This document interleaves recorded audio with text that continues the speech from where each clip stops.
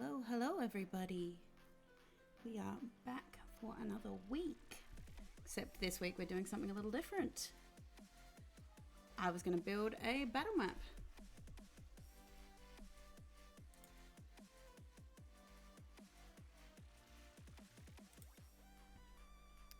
Yes. So how is everybody this week?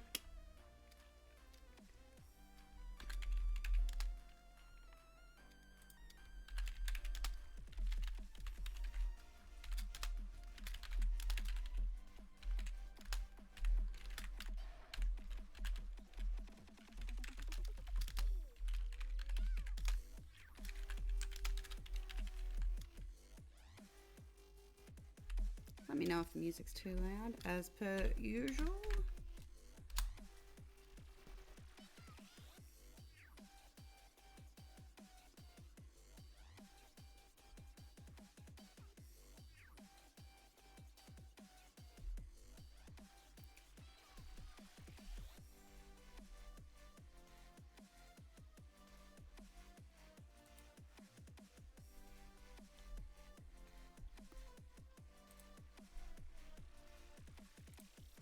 So yes, we are doing a battle map for the town of Iron Mist. My players are going there this week. And, well, they're in a bit of a hurry to get there. Because it would appear that one of their companion NPCs are in deathly trouble.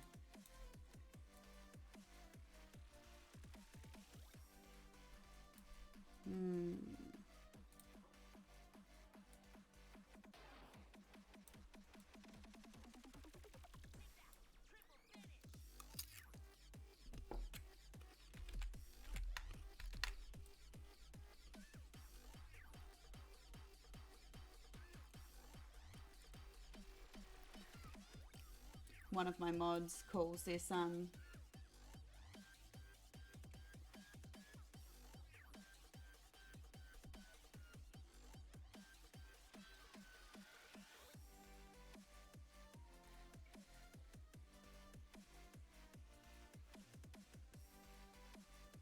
yes, one of my mods calls this my techno music. I don't know if I'd really call this techno music, but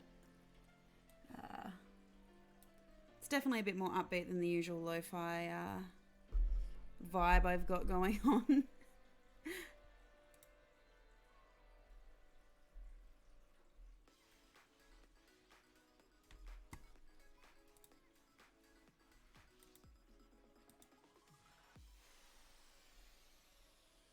Yeah, this one is a Pokemon remix, if you hadn't figured out from the Pika Pika in it.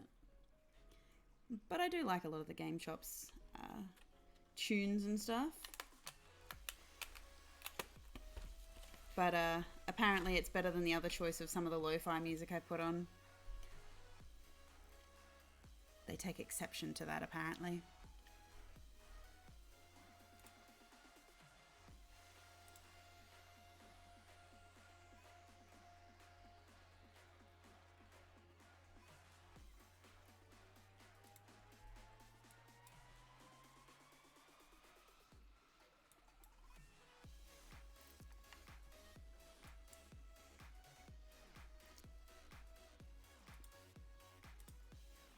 As per usual, I have my moderator, Evil One, in the chat. Just give him a shout out, because why not? I saw that you were there in the chat, which of course, you know, that definitively means that I have to be careful what I talk about. But thank you. Hopefully it will go well. Hopefully we will have an interesting map by the end of it for you to go rescue your friend. I want to give Evil One a shout out because they have their own Twitch stream that I actually play in. On Monday nights we play some zombie games. I can't remember exactly the name of the one that we're playing at the moment. I just know that we're somewhat trash at it.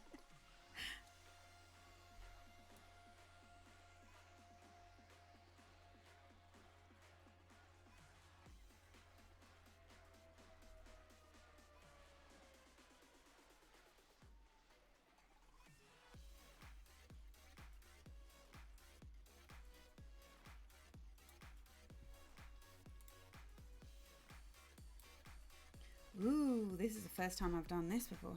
Ah, yeah, State of Decay, Juggernaut Edition.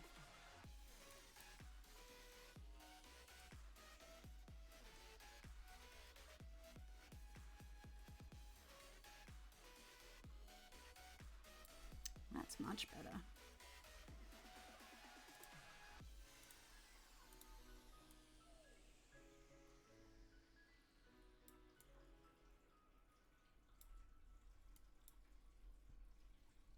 Yeah, it's actually really fun to play.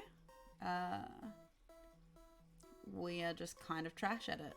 Although, the other player that we play with is a very chaotic driver. And yet somehow they end up being our main driver.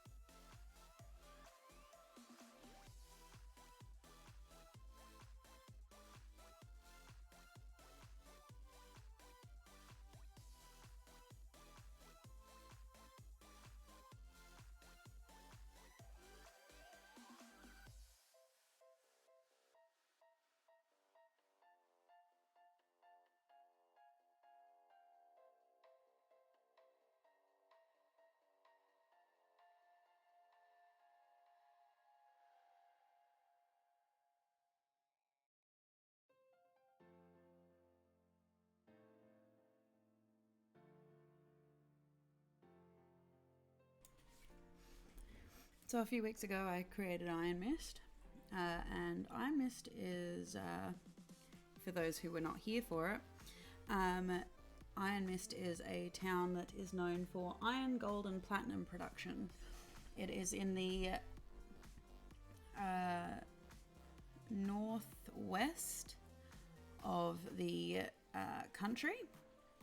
The country itself is known as the Loriadoran Unitary State, which was formed in the world 7,500 years ago, when a whole heap of nations got together to essentially stop the Demon War.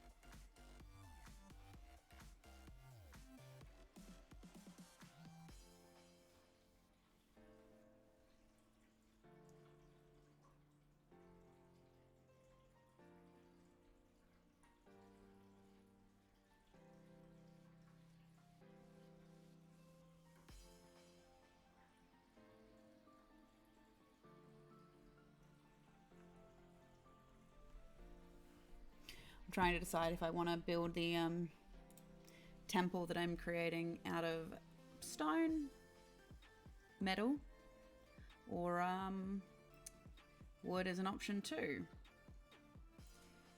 There are these really cool gothic horror kind of walls. Welcome, welcome. Pasta. I should make it out of pasta.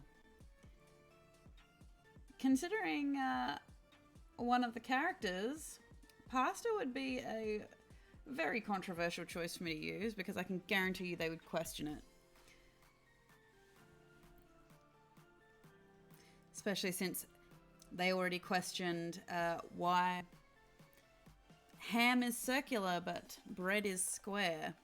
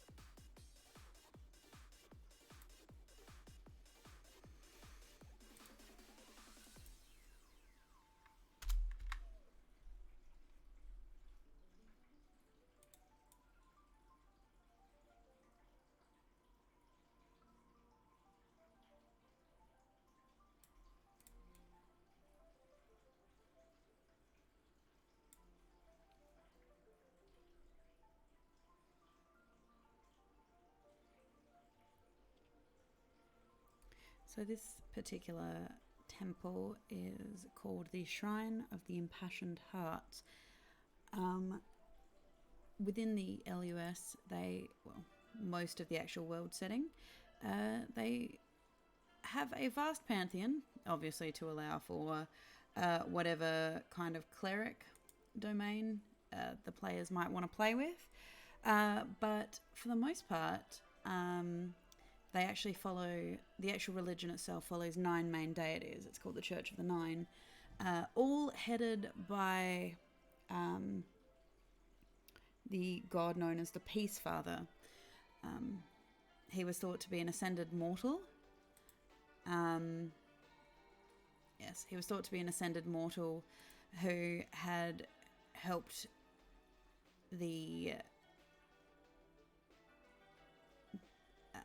he and his traveling companions had helped humanity protect themselves when a great cataclysm had come a couple hundred years before. So they had rebuilt the world after a giant meteor fell and destroyed the ancient motherland that they had always known as home, that had been built by the draconic gods. And through the Peace Father and his traveling companions, they created the world as it is known by this era, because this is the third era, as the world of Avani.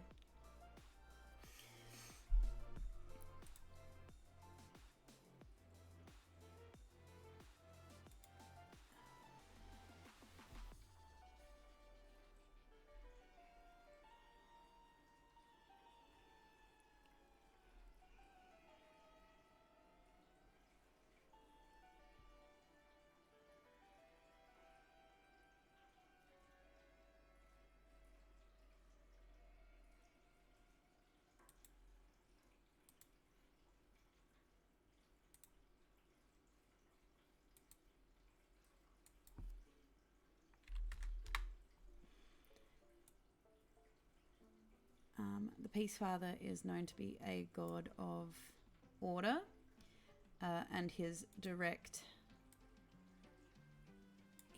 opposite is another goddess who is a goddess of love and chaos. And so together they create, obviously, order and chaos, and define what it is to actually find peace within the world, because a lot of the Peace Father's key tenets were based on balance in all things. So never taking things too seriously, but also to not lose yourself to one solid conviction that there is only one way. Which was a lesson that they had learned in their time saving the world from the god's mistakes, because the Peace Father and the 9 who make up the leaders, the gods of this pantheon, they were actually ascended mortals that had saved the world, and they were player characters once upon a time. And so after they saved the world, essentially they went on to ascend as gods and basically find peace.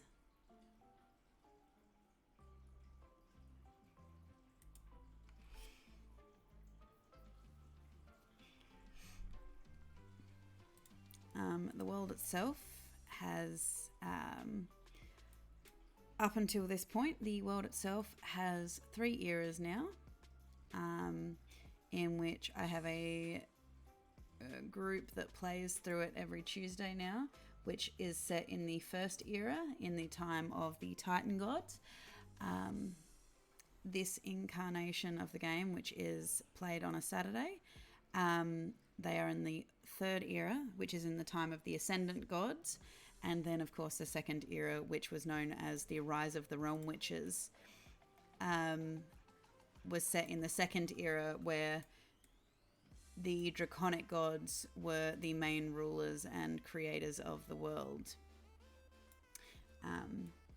The draconic gods themselves having been created by the Titan gods, who were great beasts that were known to be essentially along the lines of what were known to be the first dragons, known as Linorms. So,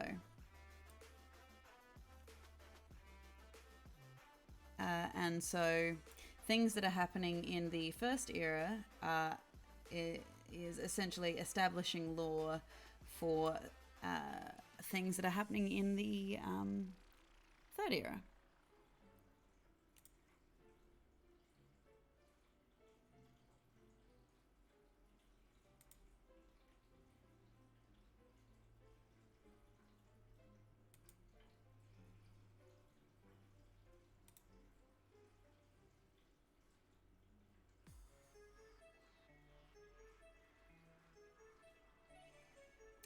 Thought about doing those circles, and as soon as I did it and realized there'd be two on either end, I thought that was a bad idea, because I know what my players are like. I'm looking at you, evil one.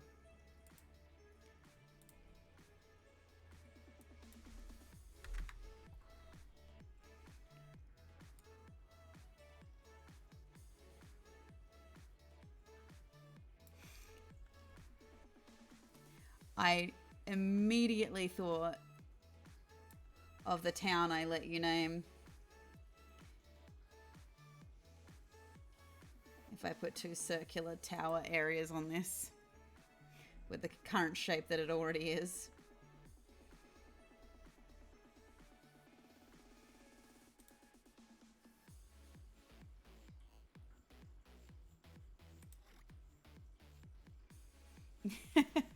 I'm sure you don't. You are completely innocent.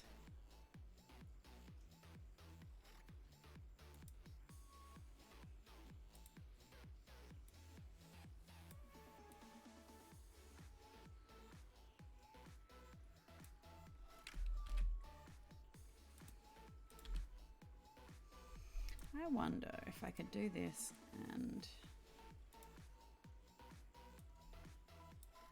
Yeah, I thought that might end up being the case. The actual brick itself will end up too wide.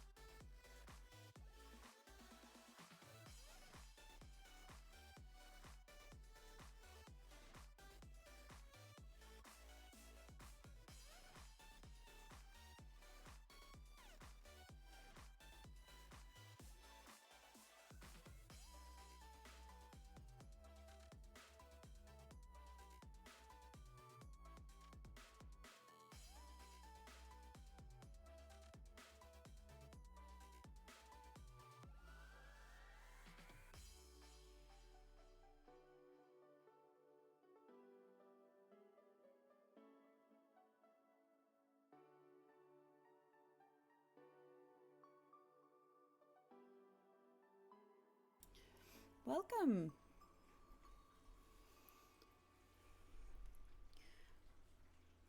Welcome, welcome.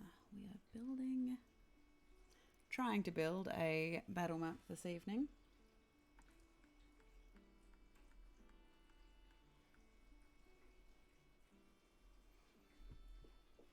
Or attempting to, and that is my story, and I will be sticking to it.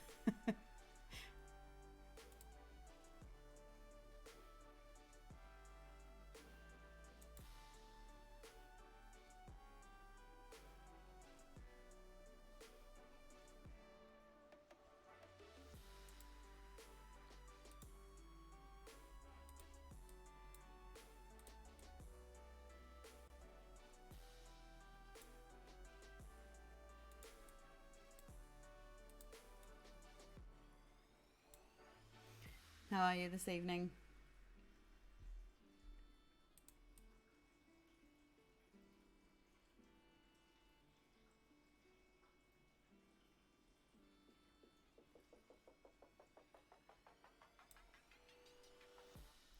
Okay. What is the character?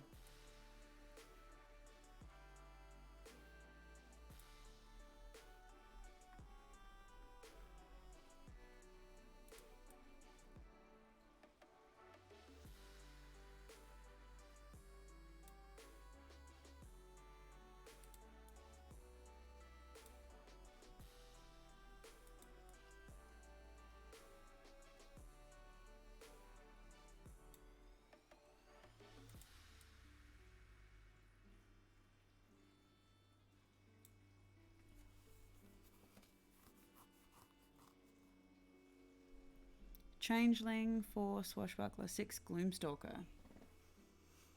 Interesting, interesting. I can at least on a basic level. I'm not much of a power builder. I kind of just put things together that, you know, my characters do. However, no, I think I can vaguely figure it out because I know that Swashbuckler is a lot of fancy footwork, and Gloomstalker's biggest utilization, I believe, is turning to, well, being able to hide in shadow. Or at least in forms of darkness, if I've got that correct. Without having it directly in front of me.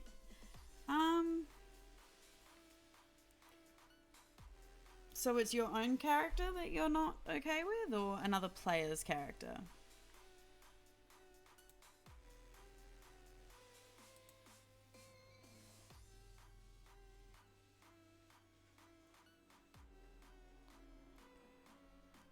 Okay.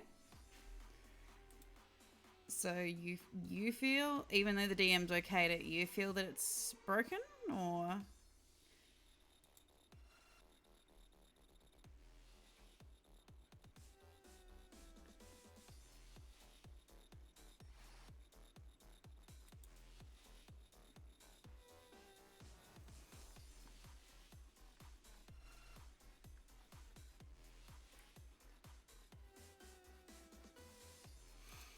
I mean, the main advice I can give with it is if you want to play it, because your DM's okayed it. I kind of tend to put that in the case of, in the DM's kind of handbasket though. Like, if your DM's okaying your character, leave the balance building up to them. With any luck, obviously not knowing your DM or anything like that, with any luck, the DM won't up the difficulty of of the combat you're up against for balance, but put in certain challenging enemies that would actually make it challenging for your character. So, i.e., not punish the party and not punish you for having a powerful built character, just balancing the encounter so that your character actually has something that's going to keep you preoccupied doing other things, or having to divide your time up so much trying to, you know, trying to be everywhere at once, you know. You make it challenging for the individuals, not the party as a whole. I mean, it is something that I've struggled with in the past. And that was the advice that I was given. That, yeah, you can do it. There are plenty of ways to get around it beyond just upping the difficulty of a fight. You know, waves of enemies, for example. There's only so long before the dice are eventually going to potentially, you know, not be like give you what you want or something like that. Waves of low-level enemies can be just as bad as one really big bad guy. So it really just comes down to how your DM orchestrates combat, really. And without knowing your DM, I can't really make a proper commentary on that.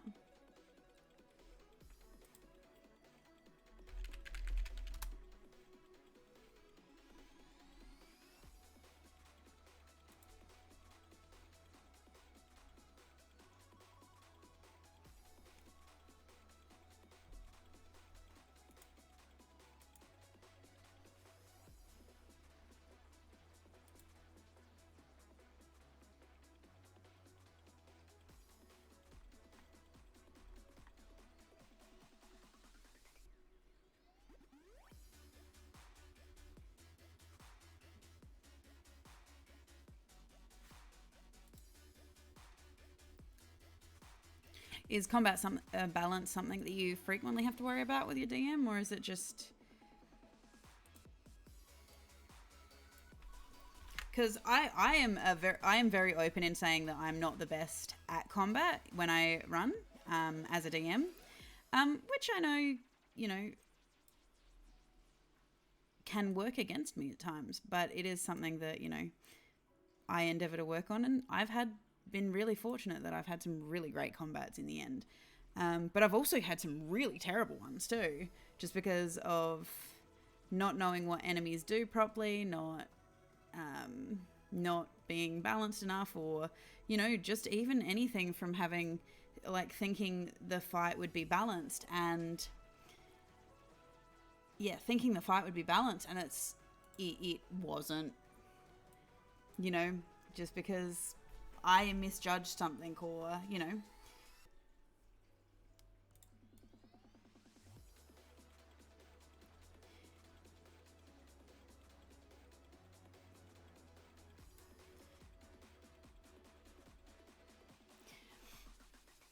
Yeah, just depending on the DM as well. A lot of DMs will also, especially if it's a character, well, I can only speak for my specific style, but generally, if there's something about a character that the player really, really, really doesn't like it's not something I let happen often, but if something happens and a player really, really doesn't like something that they've created or whatever, I will always allow it to be open for discussion. Like, usually the first few sessions after the character is played, giving the options to change things as necessary, just because if things end up feeling, especially because I do end up using a lot of homebrew as well, so when you're looking at that kind of perspective, it does make it a bit harder, because you don't know how something's going to play until you're actually in the game playing with it, seeing what it's actually like, and, you know, things can go a hell of a lot differently than you originally thought, and things like that.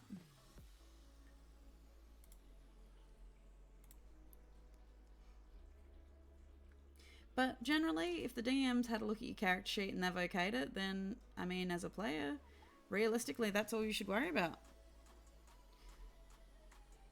You know?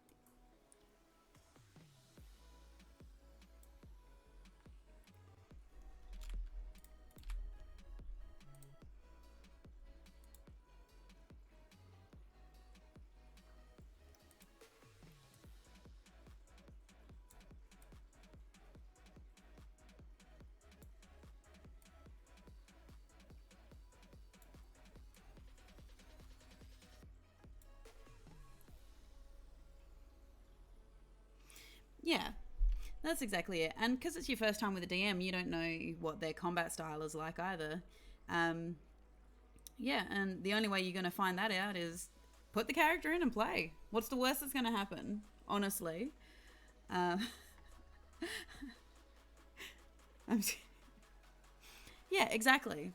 Which means that in the grand scheme of things, depending on the rest of the party makeup, depending on the party makeup, if you don't get those shots in initially, then, that can end up being just as problematic as a strongly built character. Because at the end of the day, it doesn't matter how strong a character is if the dice don't favor you. There's still that element of chance that you could take. A good example of this is I have a character that I play on Sunday nights. And she has a 20 charisma. And whenever I have to roll for charisma-based things, I fail abysmally. It's why my character is very persuasive, and she's really good at talking to people, but she's also really, really awkward.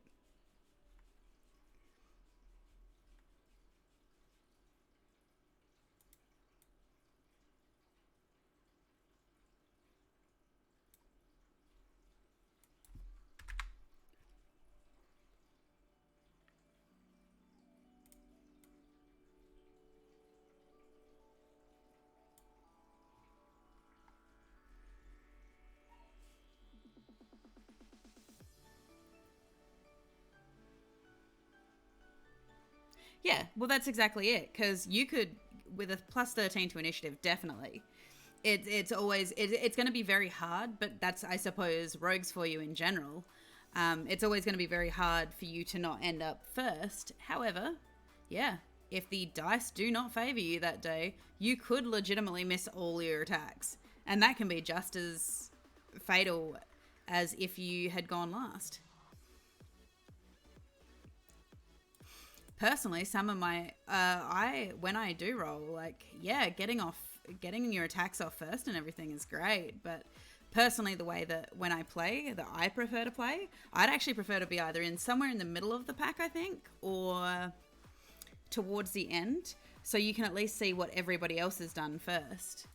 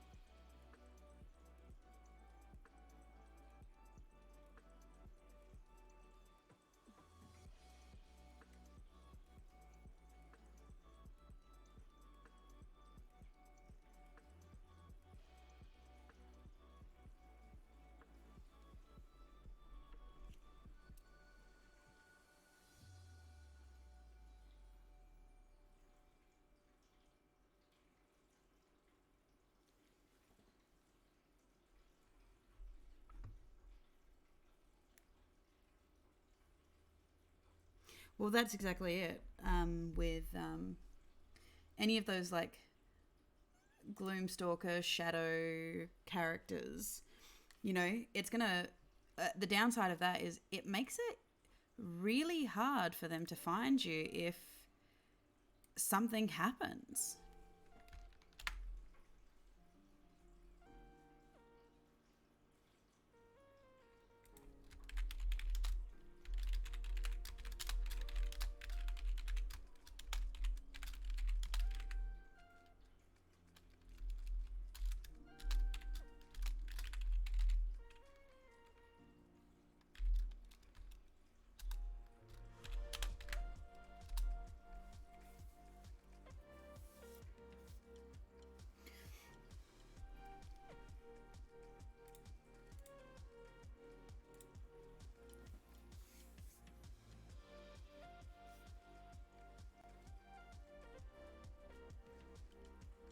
Not to mention the fact that, yeah, I mean, you're a swashbuckler rogue, but the Gloomstalker Ranger, there is also the downside of if there's no shadows for you to hide in and vanish into, it kind of takes away one of your major abilities. Also, swashbucklers, the easiest way to combat a swashbuckler from the time, because I've had actually a swashbuckler rogue before in my one of my parties.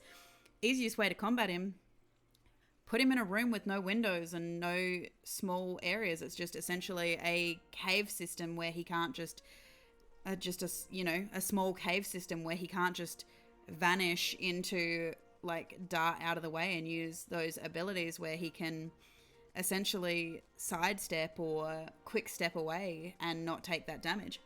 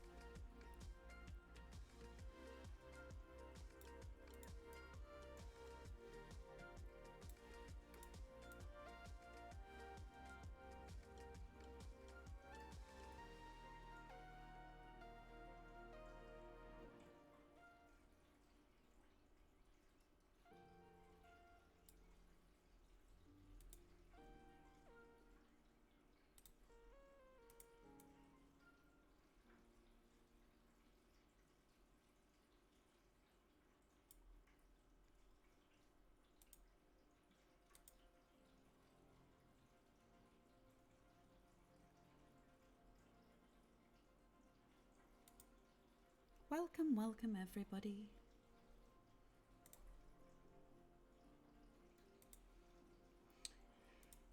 For those who have just joined, I am creating a battle map for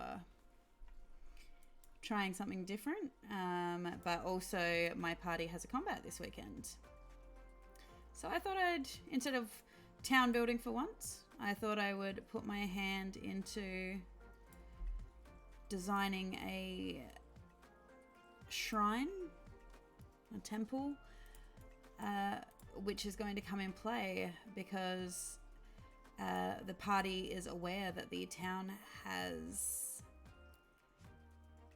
issues with aggression and are highly suspicious of anything that they deem to not fit in with their kind of town and their kind of like experience that they've got with this place.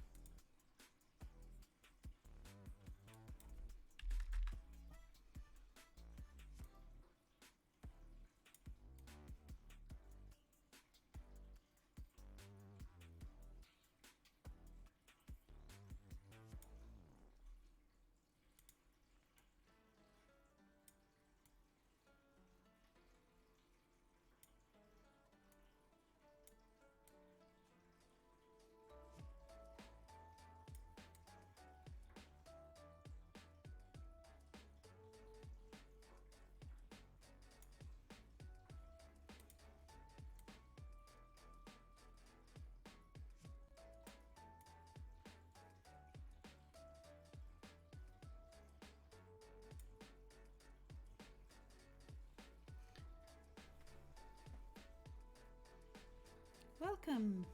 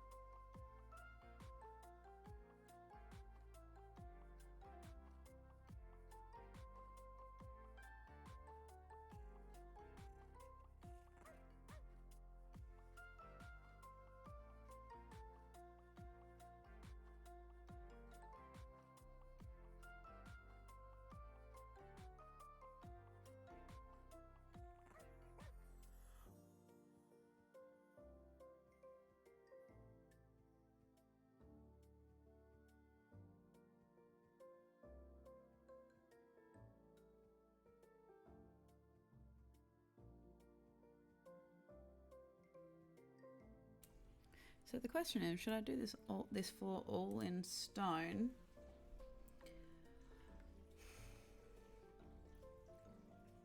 Or should I put some wood floors in too?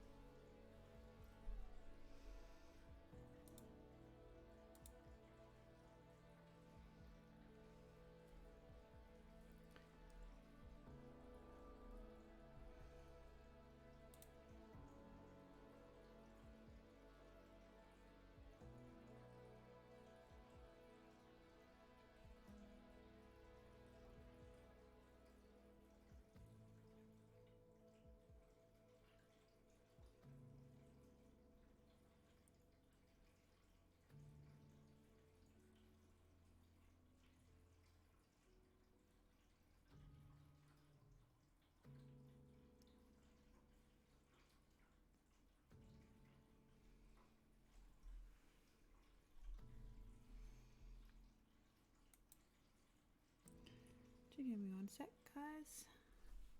I'll be right back. I just need to take a quick break.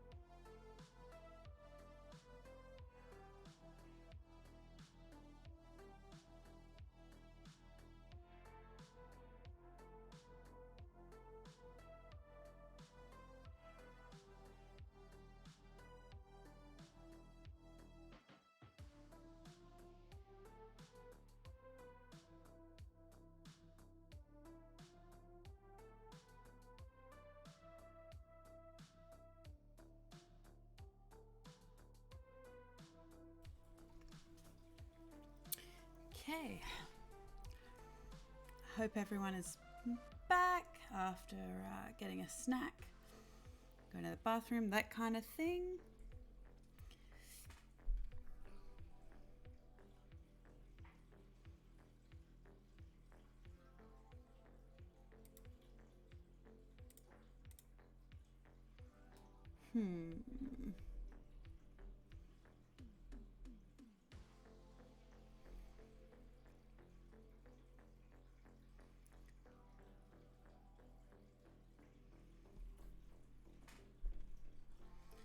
Trying to figure out what I'm gonna do.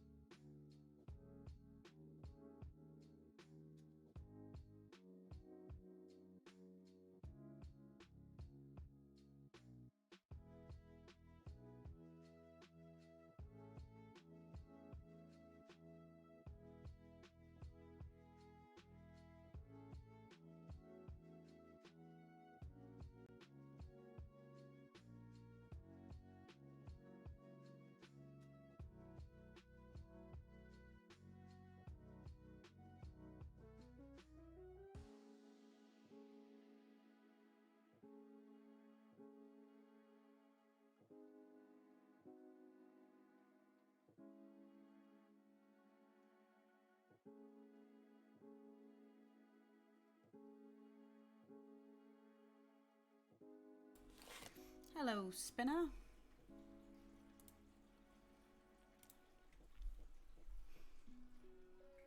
Hello, Clerical Druid. Welcome.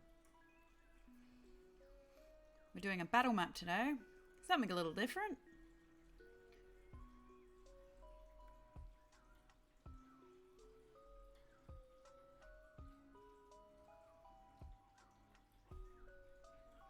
Hello, Lucky Ducky.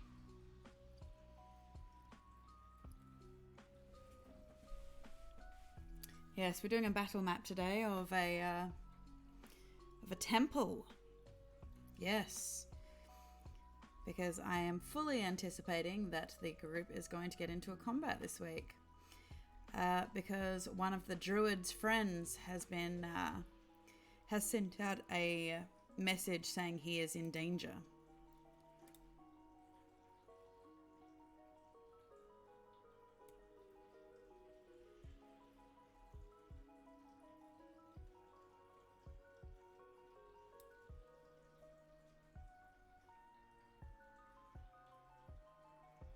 Oh, that sucks.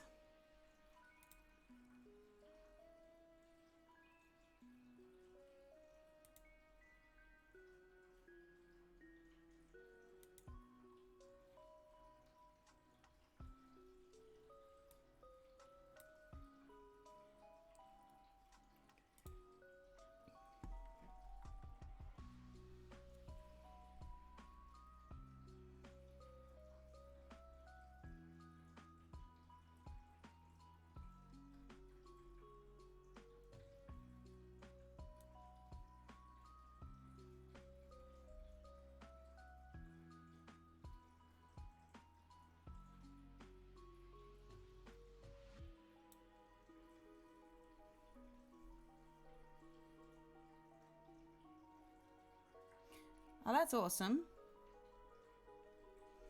Just sucks that Nasia is not feeling very well.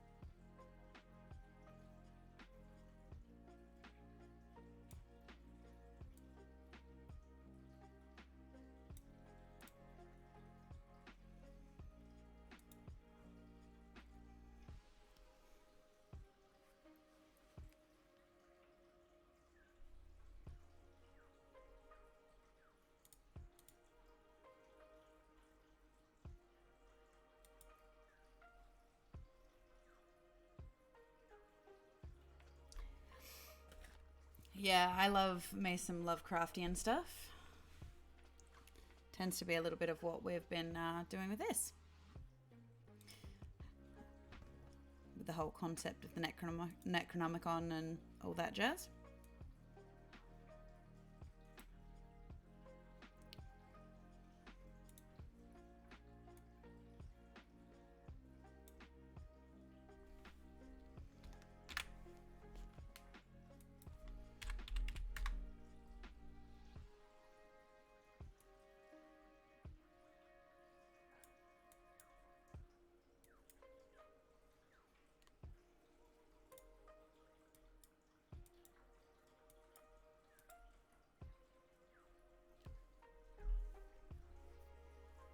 Yes, the Necronomicon.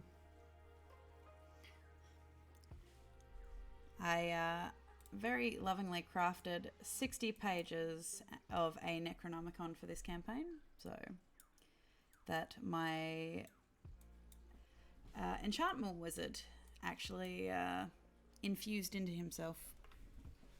So he became the Necronomicon.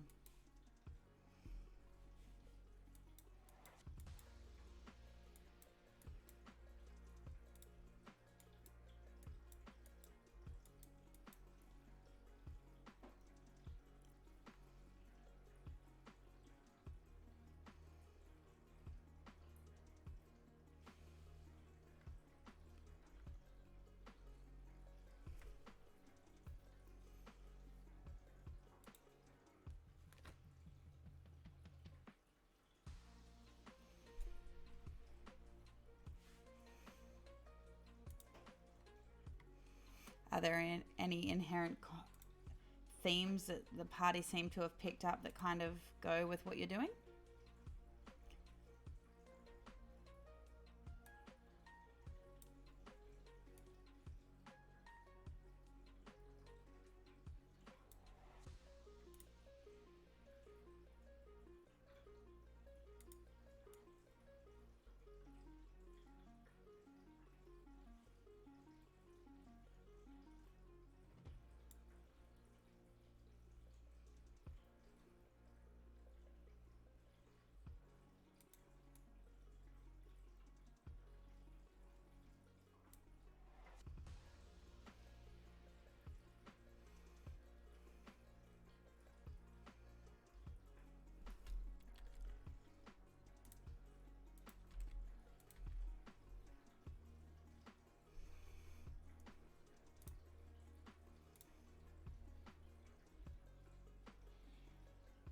Oh, then you've got plenty of time. Absolutely plenty of time. I mean, my the game that I run on Tuesday nights, it took me a good 3 weeks after we started before I actually had a concept for them. So don't feel like you have to rush anything, because it's going to take them a while to get to it anyway.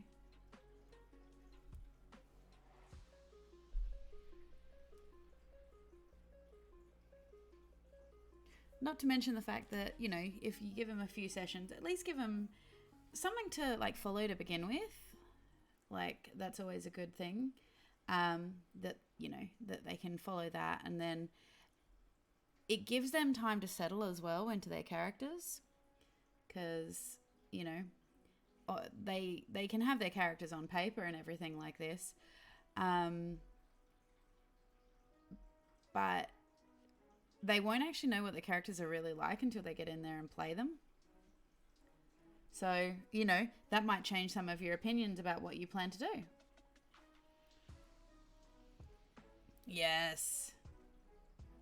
My Tuesday group started out as a bounty hunting group. They did, I think, 2 bounties, and now they're chasing after a torturer for a gang who was involved in one of the players' backstories. And incidentally, in doing it, they've kind of ended up stumbling onto the main plot, and so they're just kind of going with it, I guess.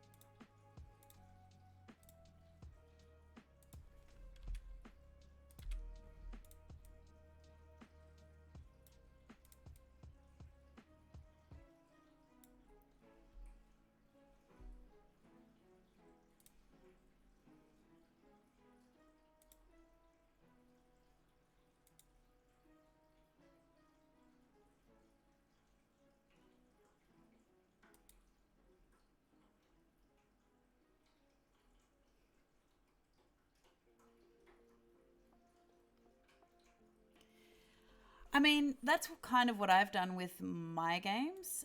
They're all set in the same world, just different eras. And I mean, I don't expect my players in any way, shape, or form to memorize what they're doing, where they're going, um, like how it all ties together. Because to be honest, it's only going to matter if you're planning on having them time travel.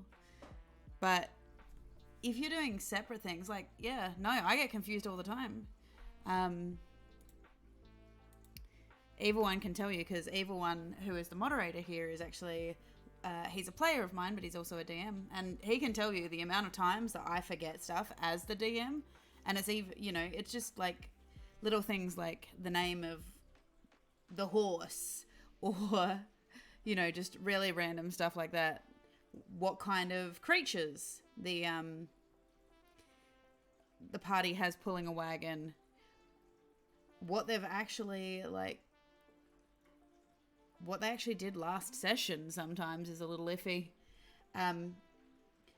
Because I'm not fantastic at being able to take notes while I'm DMing, so we record our sessions just so that over the week I can look back on it.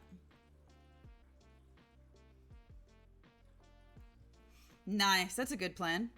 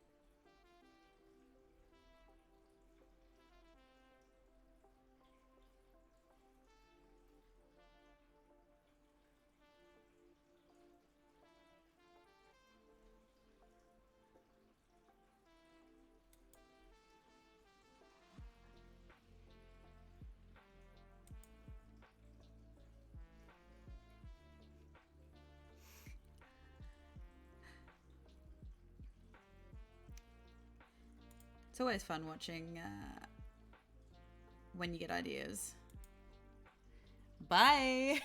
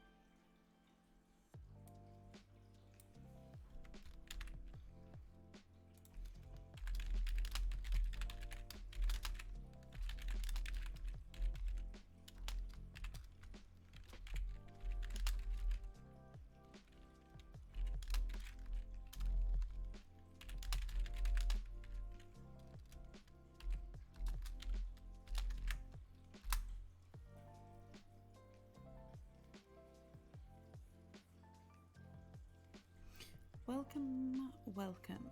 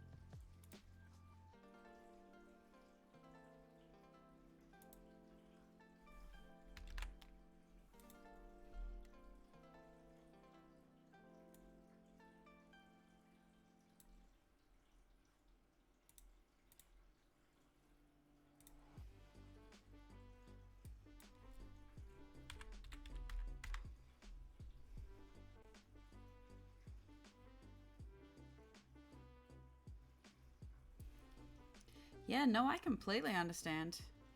Um, Most of the stuff that I end up coming up with is actually created usually just as random ideas and, you know, nothing serious or anything like that. But, and there is plenty of times that I get stuck. So, yeah, no, you should write down ideas that inspire you because you never know when you're going to have writer's block if you're creating a campaign.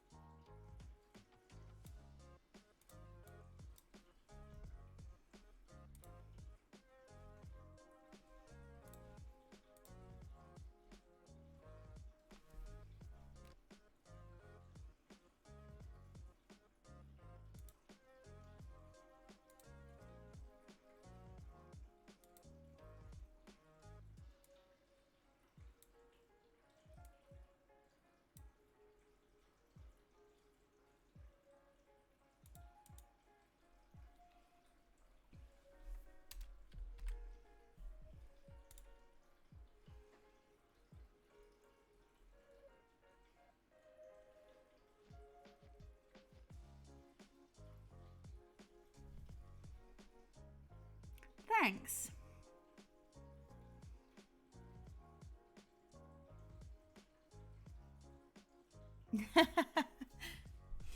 Yeah, well, they're going to get to this town.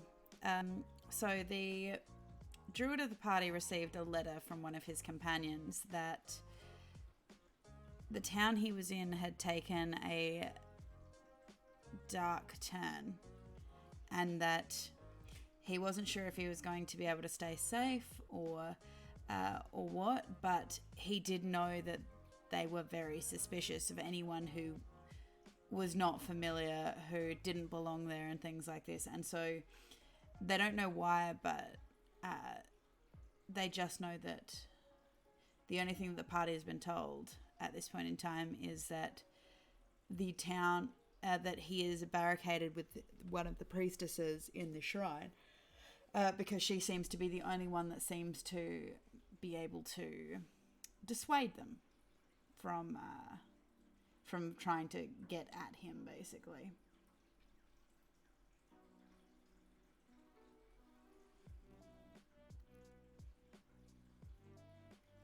This one here, this one is Iron Mist, which I created a few weeks ago.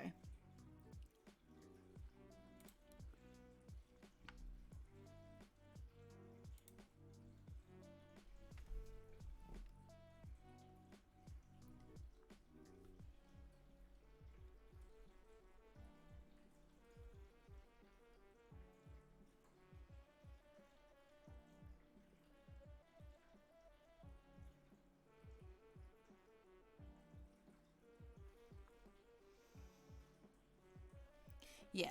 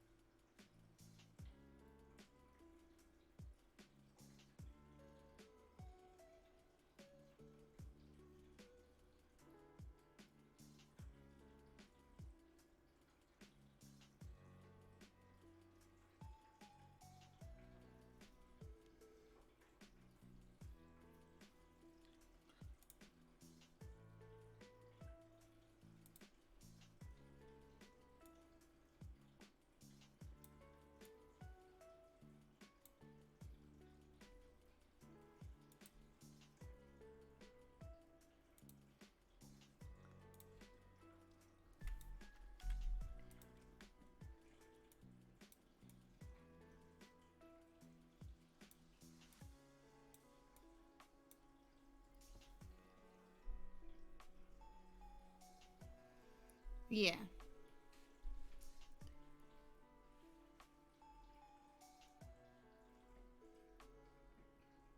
Yeah, I started to create another town last week, but I had recently got my own COVID vaccination, and so it had made me very, very tired. It just hit me all of a sudden. So I haven't finished that map, so I will definitely be coming back to that map.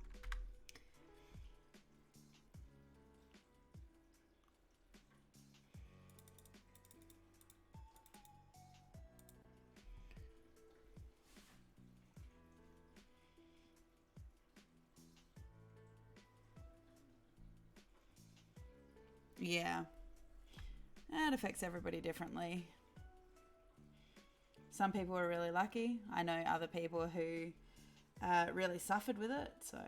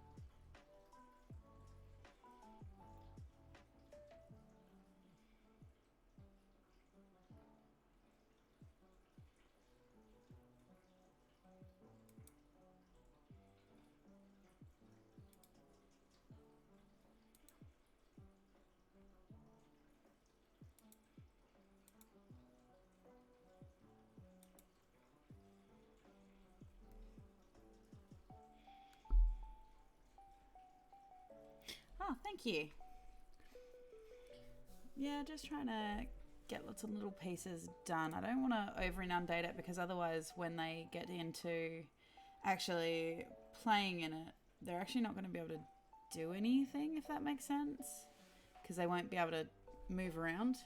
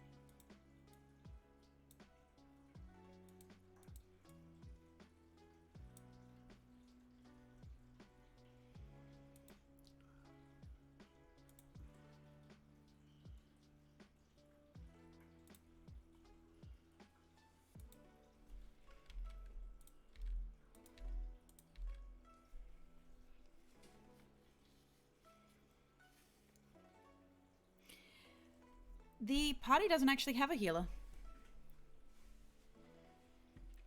We have an enchantment wizard, a druid of the land, we have a gunslinger, a warlock with their patron is the lurker of the deep, and a glamour bard, I think.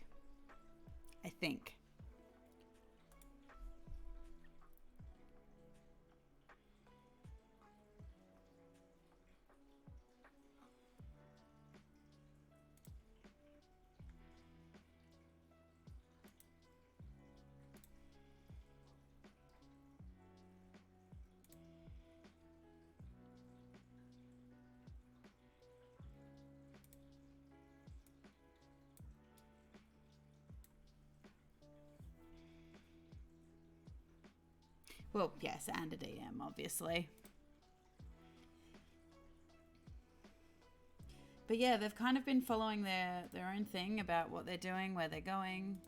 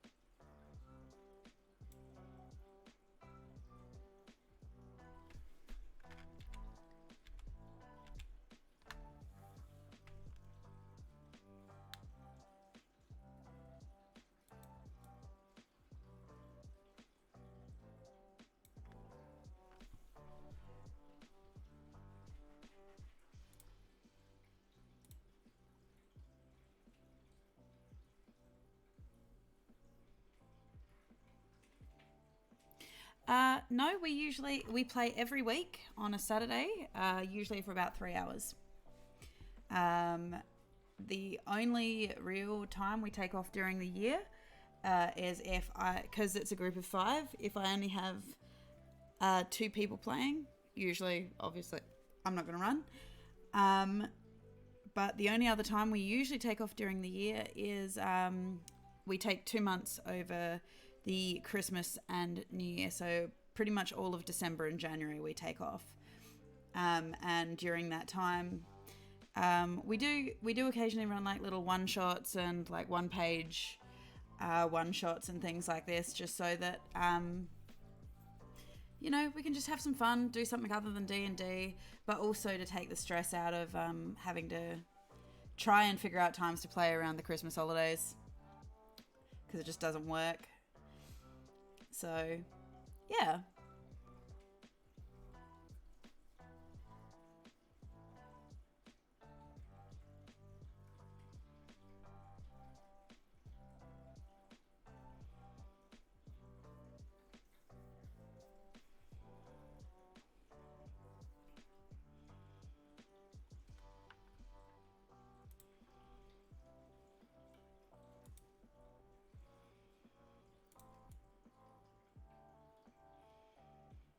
But yeah. However, also, if I'm sick, or I have family events or something like that on, obviously we don't run because you can't run without the DM. But yeah, we try, while we have consistency, we do keep it pretty loose, insofar as it's just a game. Like, life stuff should always come first, basically. So, which goes right down to if a player can't make it just because they're just having a really bad day mentally, they just have to let me know that they're not going to be there, and that's fine. You got to look after yourself first. Because, yeah. I could get a substitute DM, and I know a perfect DM for it, but, you got to figure out how that works, though. I in the entire time I've been DMing, I don't think I've ever...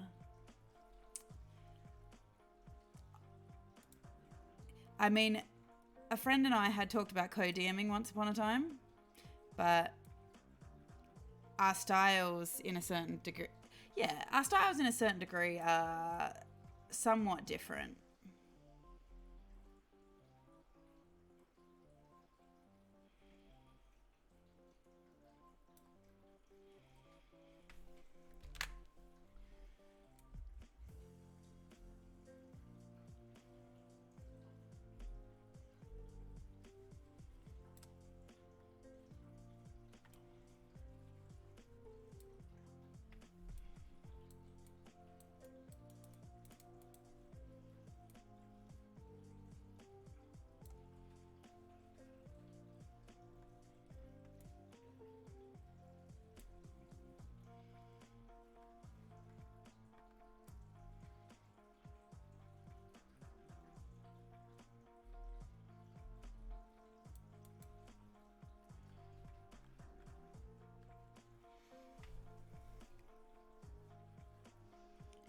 True. I play in one game and I DM two. But both of the two that I run are set in this homebrew world. I'd love to play more. I don't get me wrong, I love DMing, but yeah, it is a little bit of a case of becoming a forever DM sometimes.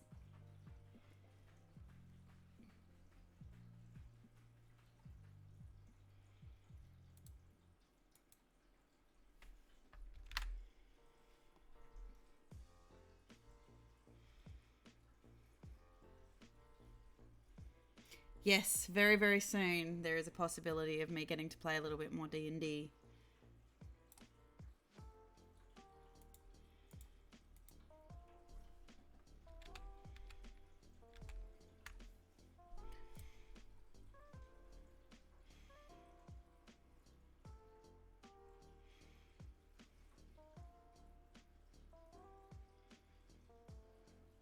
No, see, I don't really look at it like that. Like, I actually really, really enjoy DMing. Like, because I don't run modules and I never have run modules, it's always been my stuff. And, I mean, I am very passionate about talking about my game, and like I'd love to talk about like the in-depth stuff to my players, but obviously I can't talk to them about all of this stuff because obviously they are still playing in the world. So until they actually come up to those story arcs, I can't tell them because, well, it would spoil the story.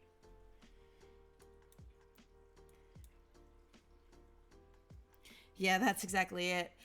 It was something, and even then, like, I still struggle with it because, well, I just want to tell them. I want to share it with them. I want them to actually get to experience the world as an entirety. But there are huge parts of being a DM that they will just never like interact with because it's just not stuff. Yeah, exactly. Things like that. It's also things like just really in-depth world building stuff, like how a race came to be, or for example, in two eras of this world. So in the first and second era of this world, the dragons didn't know that they were dragons, and so for the longest time, the Dragonborn, for example, because Dragonborn are inherently because the world was created by the dragons,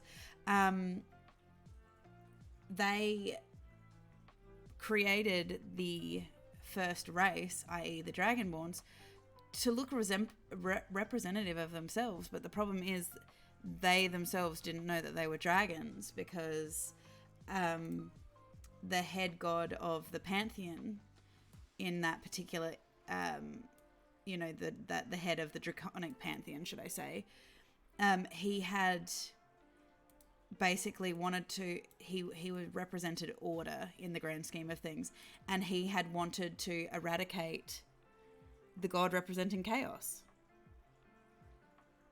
Oh, see, yeah, that's the problem. I don't write summaries for my for my players. I do give them access to the entire recording. So, and then I get them to essentially amongst themselves, at the start of every session, I'm like, who remembers what happened last week? And they basically decide amongst themselves who's going to, recap. And in the end, everybody kind of just adds to it. Oh yeah, I can completely understand that too. Like, my thing is, I just my big thing is just trying to sit down. I used to do like detailed summaries, and I just found that the players for me were just interacting less and less with it because they didn't need to, because I was doing all the work for them. So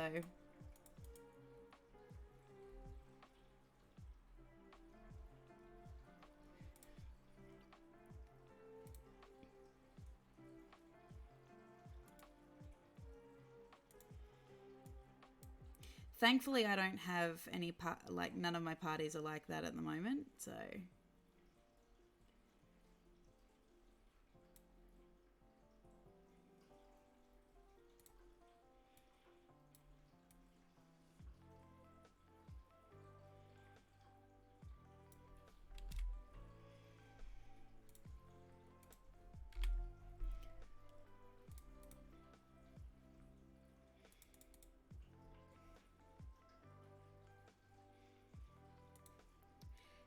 yeah, I've done that before too, that at the start of every session I would roll to see who would recap, and it would be a rolling dice roll.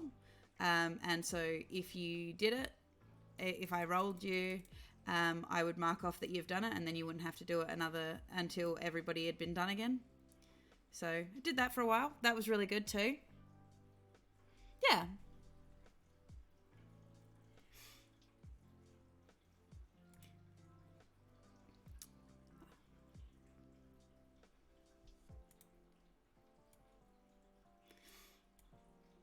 Yeah, I think It just depends on what your party, like obviously it's not going to work for every party, so...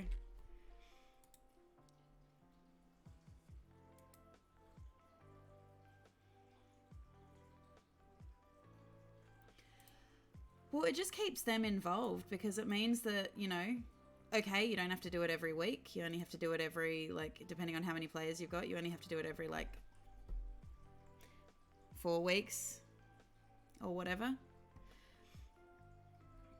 And it just, yeah, it just means that they, you know, interact a little more with the party. They all of a sudden start taking notes because they need to remember what happened last week because they've got to do a recap, you know. That's just what I found. Obviously, it's not for everyone. Yeah.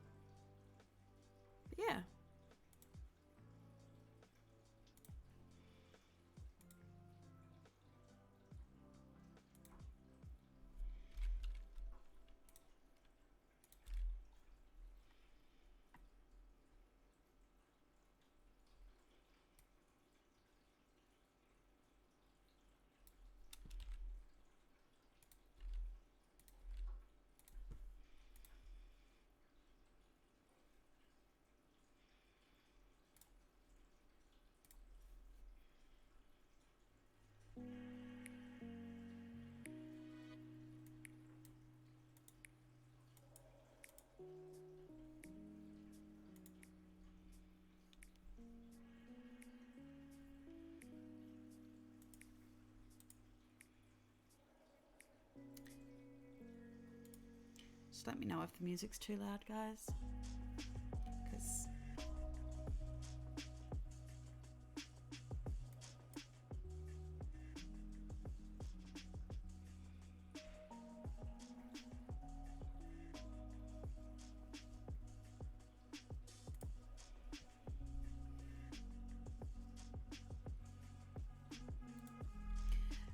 the dice just favor him.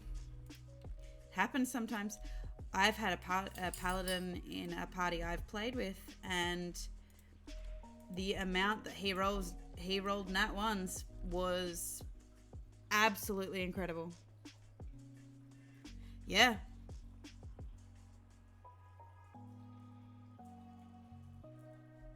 Sometimes it just happens, and it's the weirdest thing to watch.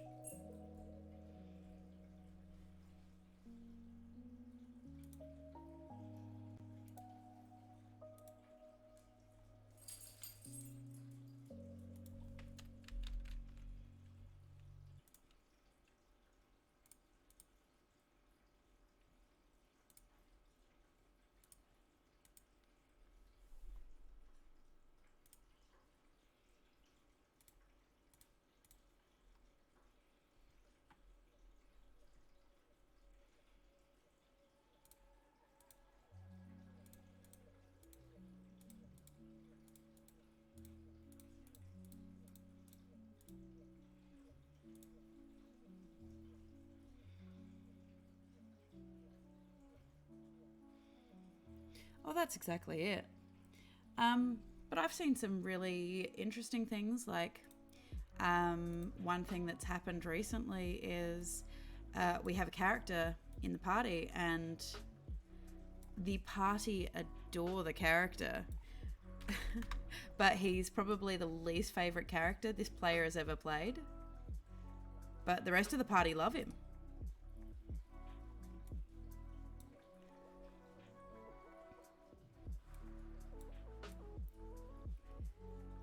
And after talking to him, the player turned around and said, you know, part of the reason they think that that might be the case is because the character was rushed, because the character came out of a situation of we were going to be a player down for a session where they knew they were going to get into combat. And so I asked him to just like step in, and he ended up staying with the party. But it's not a kind of character that he would normally design for himself for a long-term character.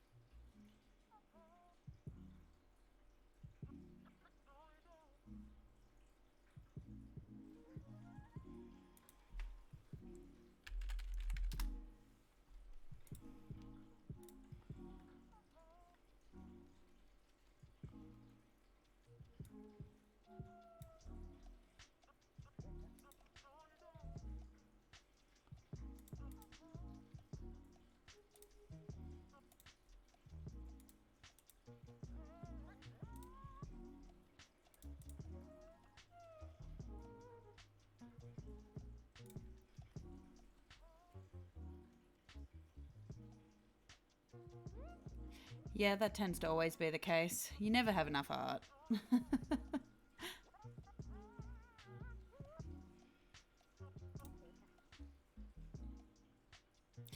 And yeah, I do.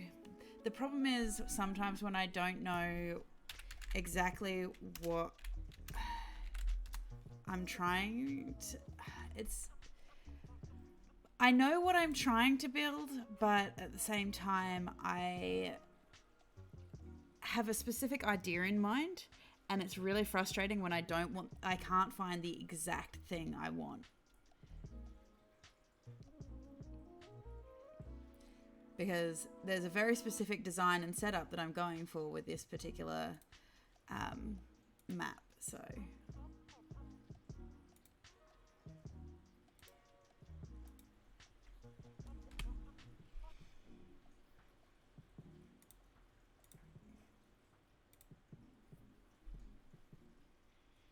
yeah, so that becomes difficult when you've got so much choice, but you still can't find the one you want.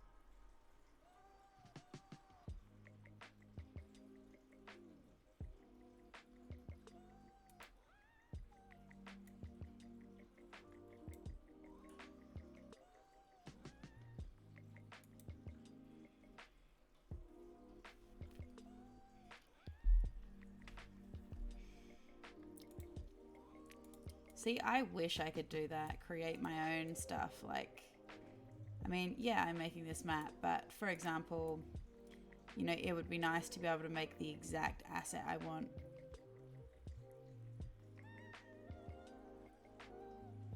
And I'm not much good at Photoshop and things like that. Evil One is much better than I am at it.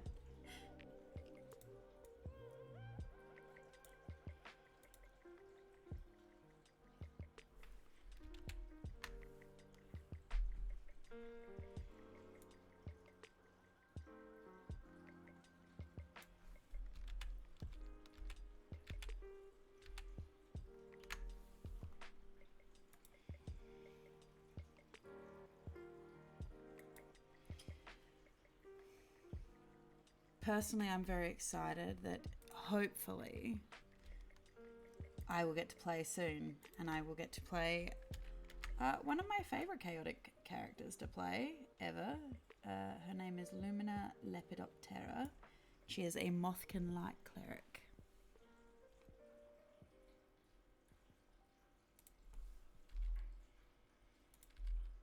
And she is so wonderful because she is light puns abound, obviously.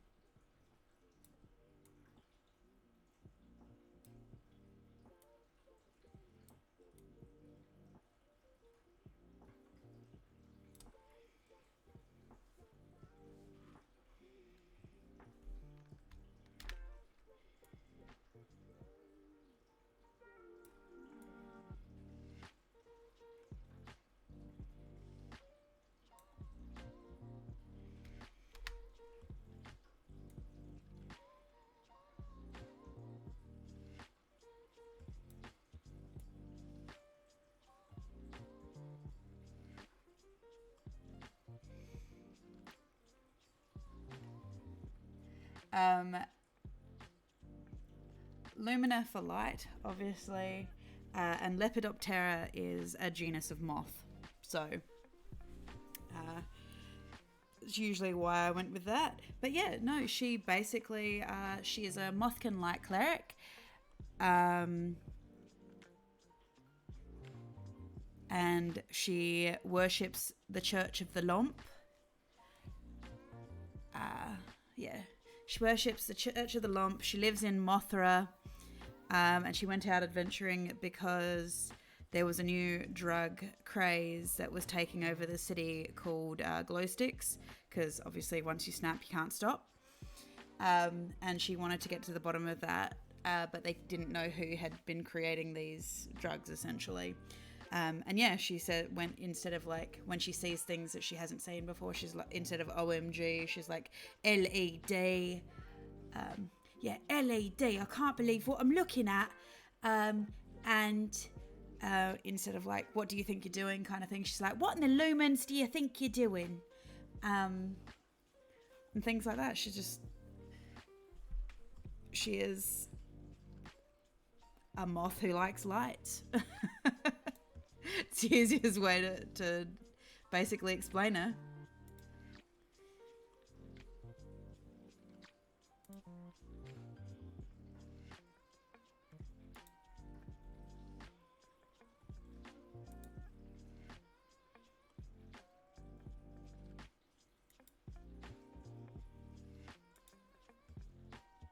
Yeah, what do you think you're doing? What in the lumens? Because lumens is how you measure light. LED.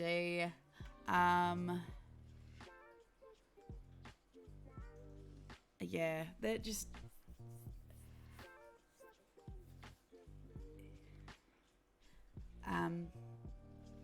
yeah, just things like that. It's... I mean, there are lots of things where I don't necessarily always play... Yeah, I don't necessarily always play like joke characters, but Lumina was one of those joke characters that she started out as a joke, and then as a character, she was an absolute badass. So, yeah, just really, really enjoy her as a character. So,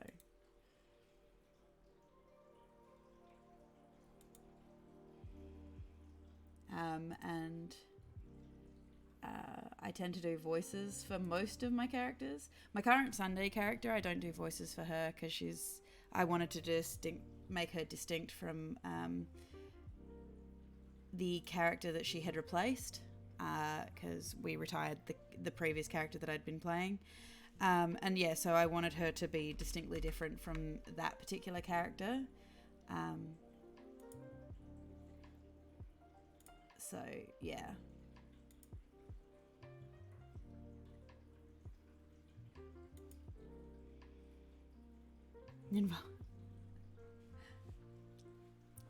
There's nothing wrong with that. It's always the thing that makes it funny is when people get the joke.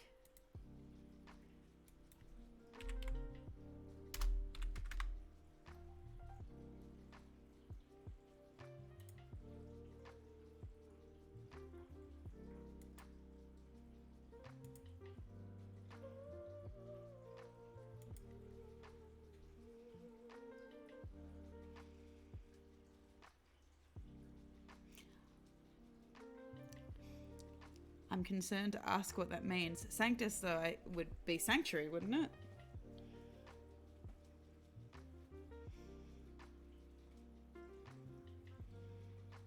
Okay, yep. Which means that I need to be scared about what Stircore is. Yeah.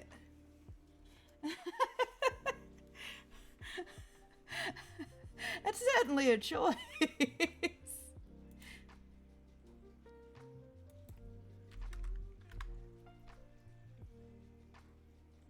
I like that. That is actually very clever.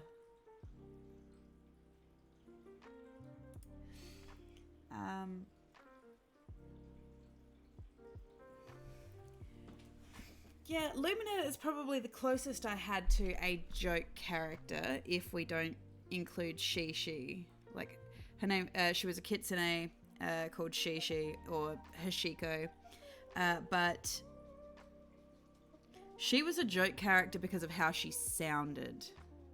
Oh, Pax Nocturne, that's kind of cool.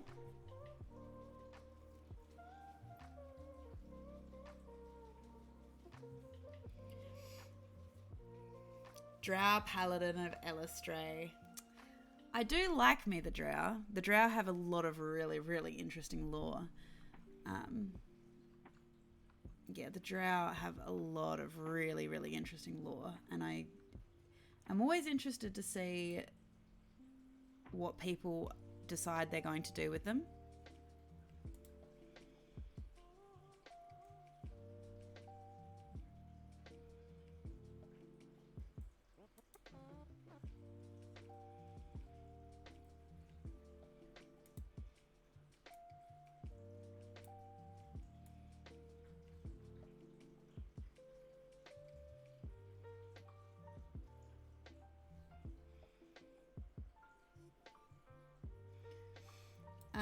I believe in the Sunday game I play in, Elistray is... Well, she's a staple because we're playing a modified version of a Waterdeep setting, in which we are all students of the Order of the Gauntlet. So Elistray is in there. And obviously it's got a lot of the elements of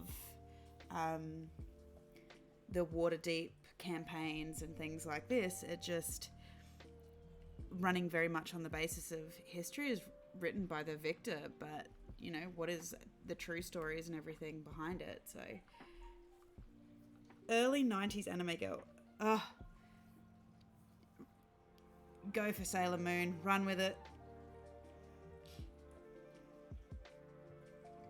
Definitely run with it, go with it. It'll be delightful. I've seen Xanathar played like Stitch.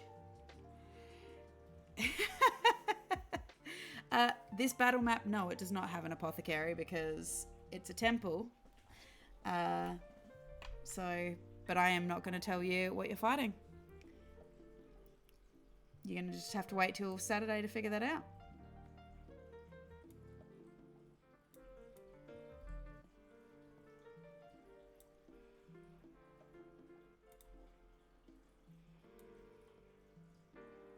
The only thing you know for certain is you're going to arrive in time to save Tobias.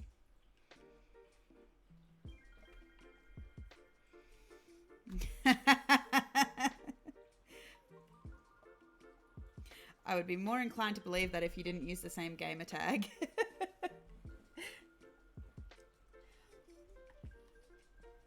Besides, Craig is my moderator, so I do have to keep I have to keep a few secrets.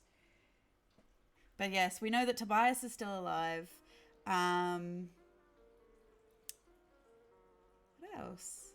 Yeah, Tobias is still alive, so that's not something for you to worry about. The question is, you don't really know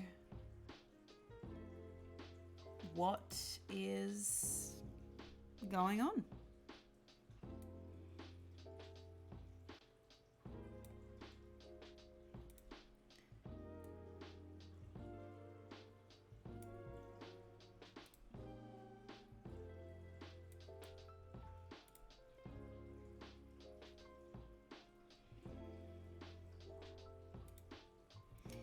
I'm intrigued to see what you guys do with it. Because I'll never tell. Well, that's not true. I will tell, but only when you finally get there and have to deal with it.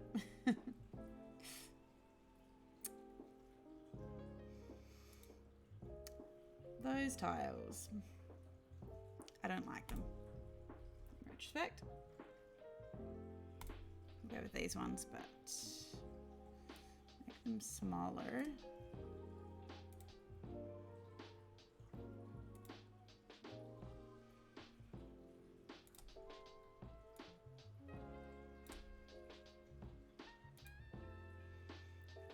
What is that emoji? Raging.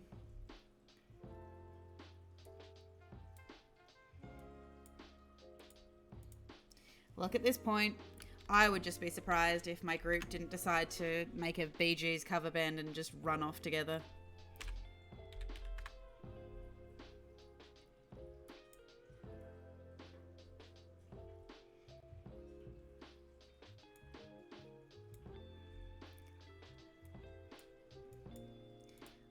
Well, I love the fact that last session in game, one of the characters was left looking after a inebriated cook, and she wanted the player to sing to her because she was very drunk.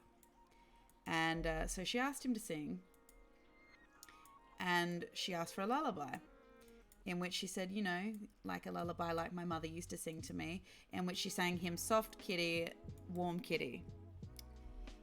He turned around and said that he didn't know that song, but his mother had taught he would like to sing to her a song that his mother had taught him. And proceeded to sing what song was it again? Evil One?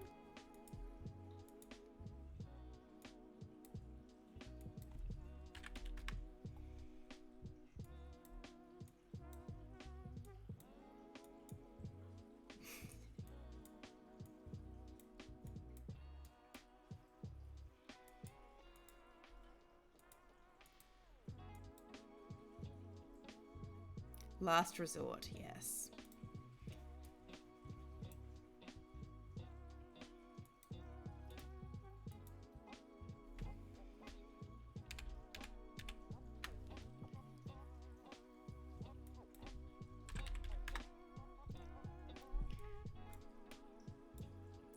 Oh, and obviously the warlock of the party found a bomb.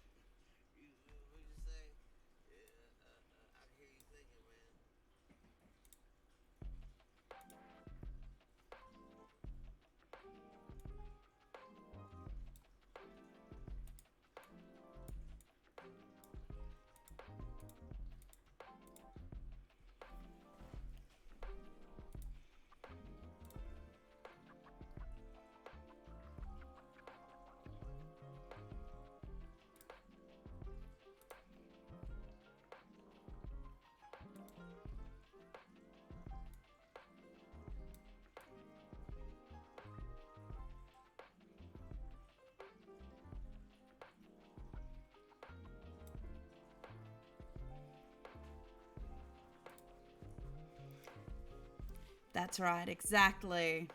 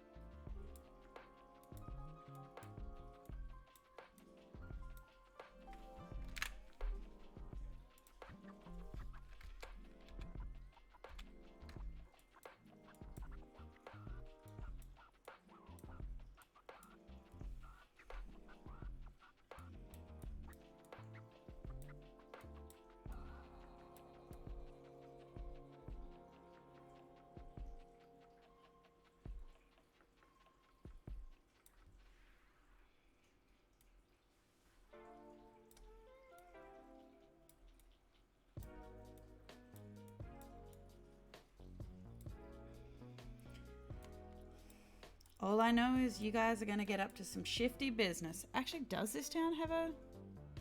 I could actually tell you. Does this town have... Hey, I think you're in luck. I think this town has a herbalist.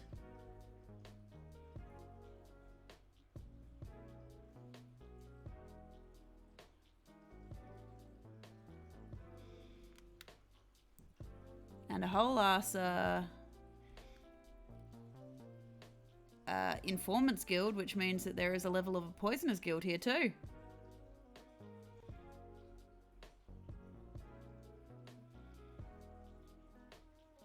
Yeah? Might be in luck.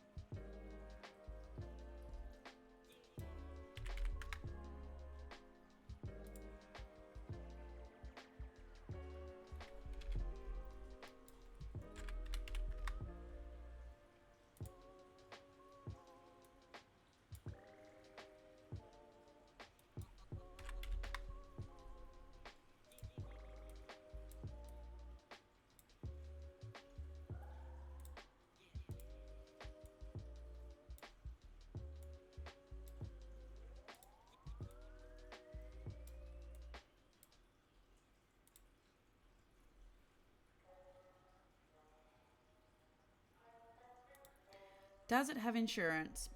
Probably. Why? What are you planning on doing to it?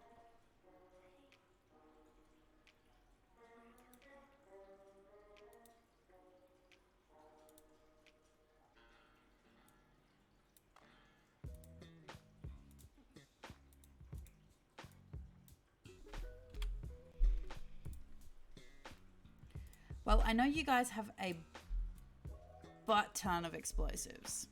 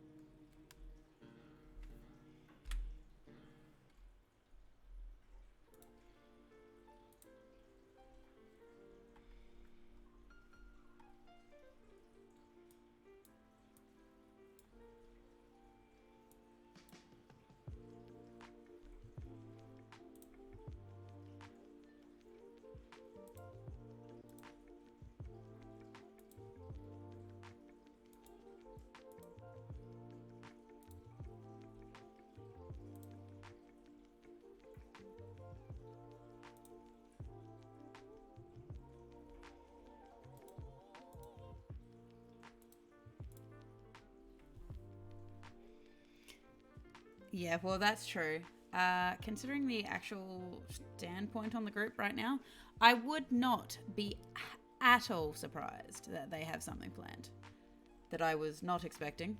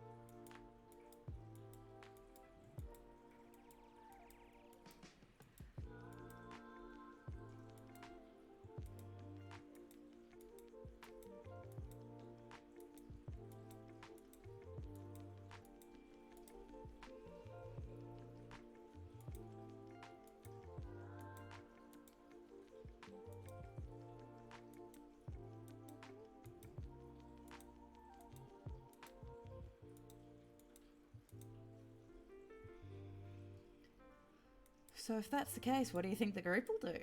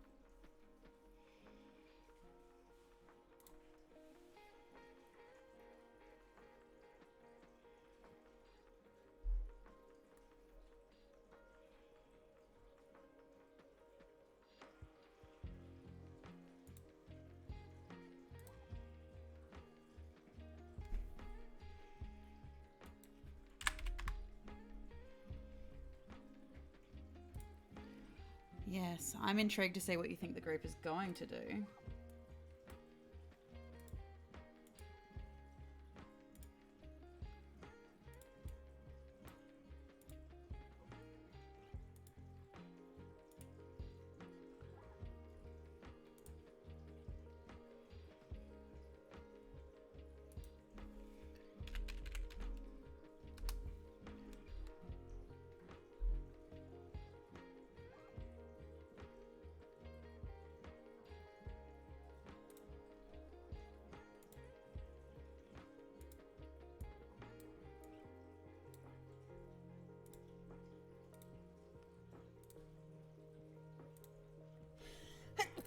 Excuse me.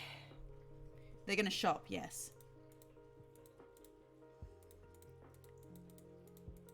I'll be interested to see because Farouk may not shop knowing his friend is in danger.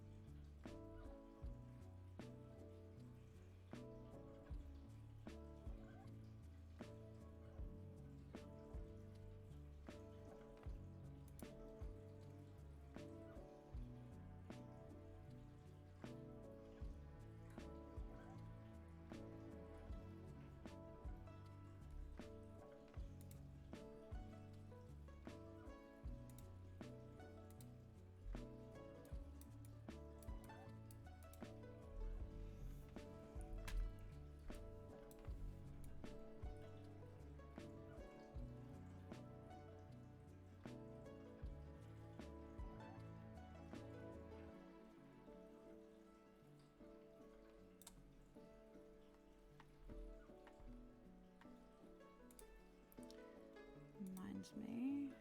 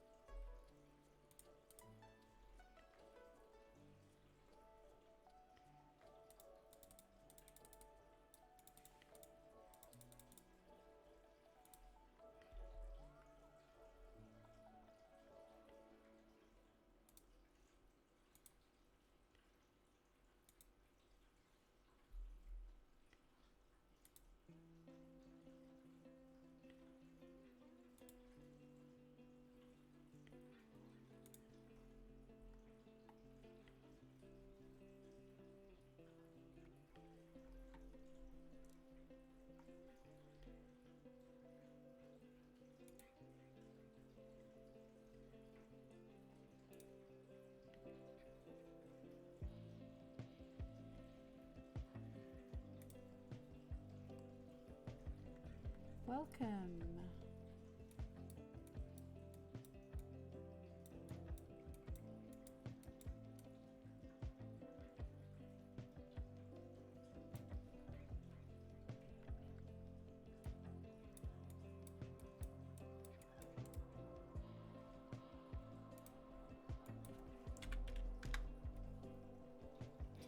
How are you this evening?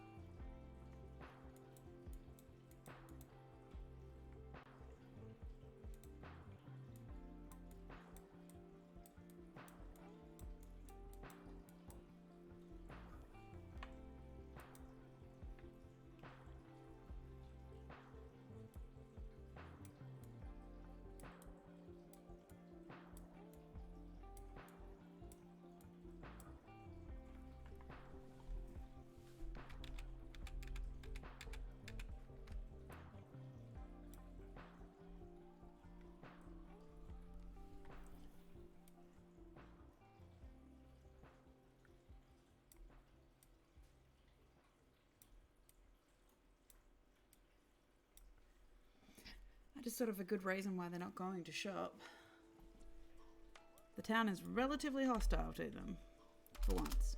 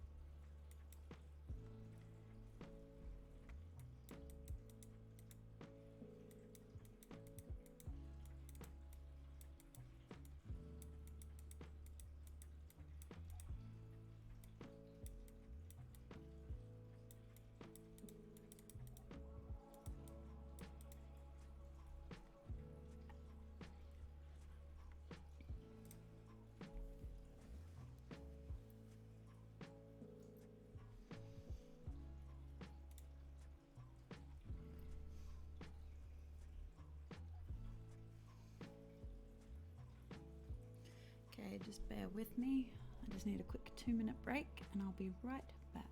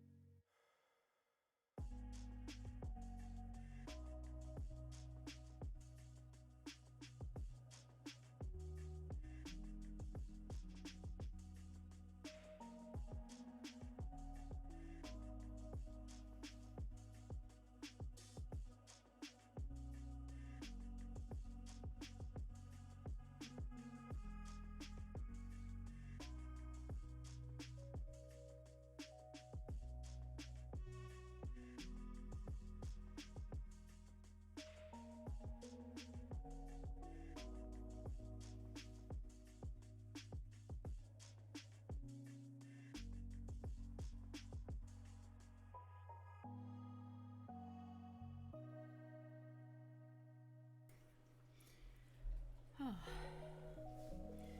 Welcome back, everybody.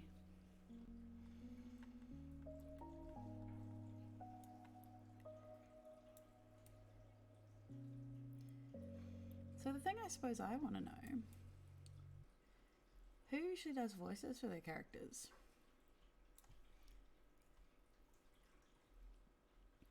Do you prefer to do a voice? Do you prefer to have a specific change in attitude? Do you play like yourself or as least like yourself as possible?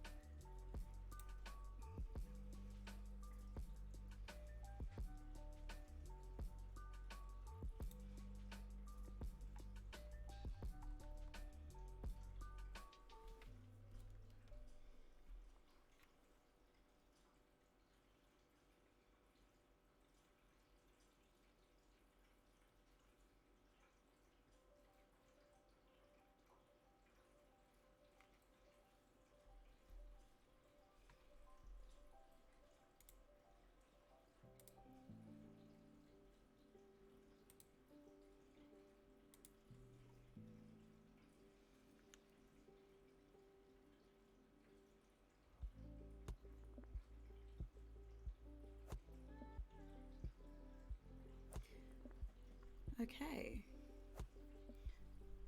How's that going? Is that a bit better? Do I just need to talk louder? Is that the problem?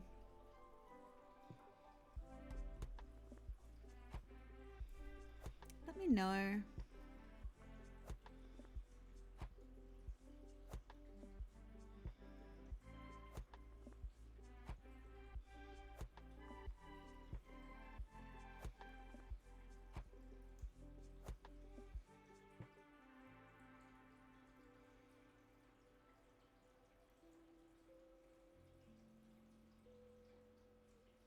Yes, is that any better or?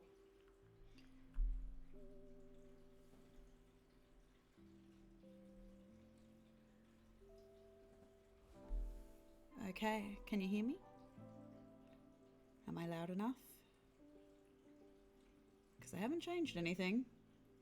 Is it just I need to talk louder or need to turn something up?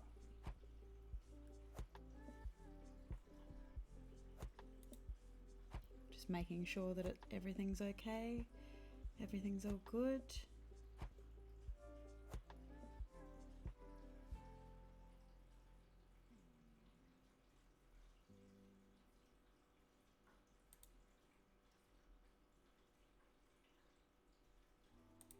Okay, let's see. Does that help at all? Turn the microphone up, so hopefully that will have improved things, maybe?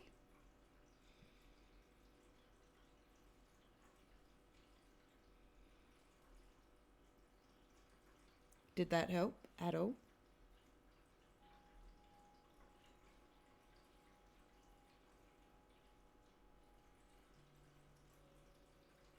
Okay, is it too loud now? Bring on the murder. Too loud, okay. Is that any better? Technical difficulty is like towards the end of the stream. Love it.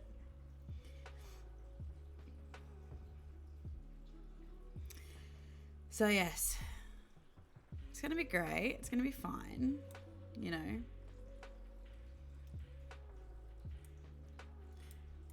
So yes, I asked the viewers, for those who could hear, when you design characters, do you like playing somebody who is like yourself in personality or as little like yourself as possible? Or what are your design mechanisms? What are your thoughts when you try to create characters? Talmaru likes having bad Latin names, vulgar Latin names. Do you have a naming convention?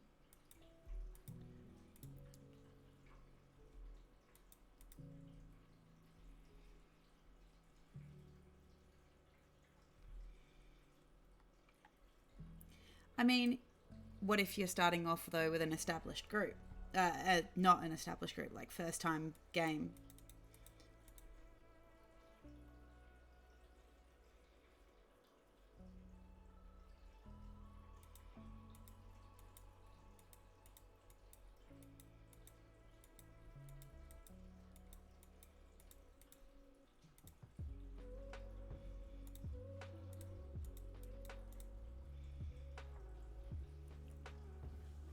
It's a good choice. It's a good choice.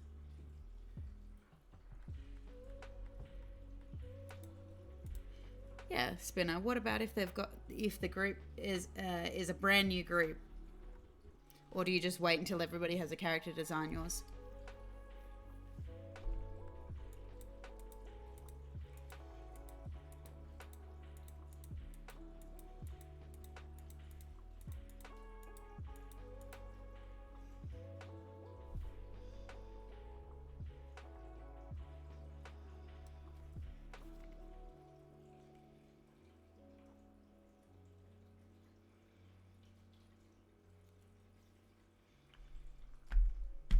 So you don't design a character just for yourself?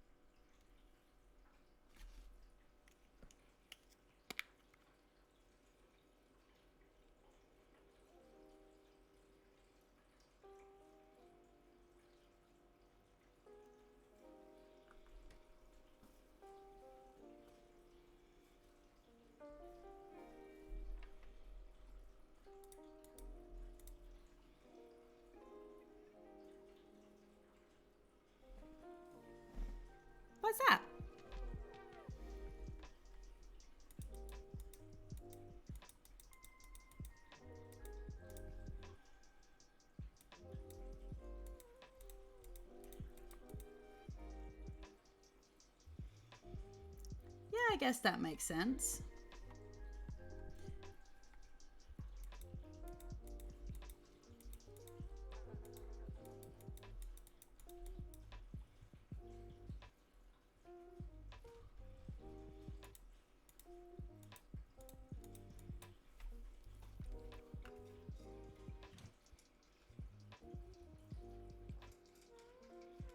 Yeah, that's fair.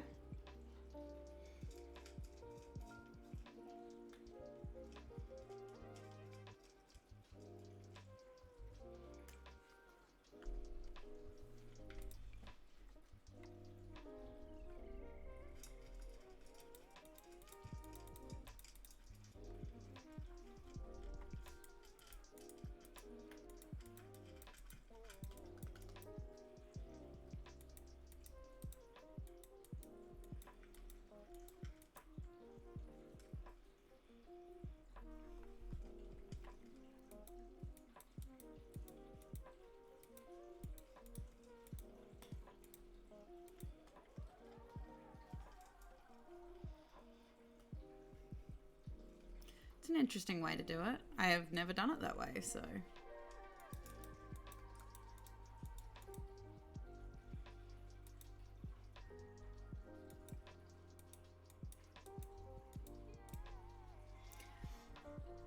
What's everybody's favourite class? Because usually everybody has a favourite class. One of the best ones I think I ever heard a player say, which we remind him of religiously, is when asked what his favourite class was, he turned around and, in a vague, what has now become caringly known, I like monk.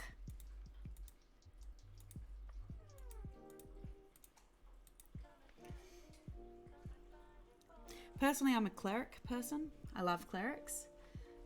Just because they have a bit of versatility in terms of martial and magic.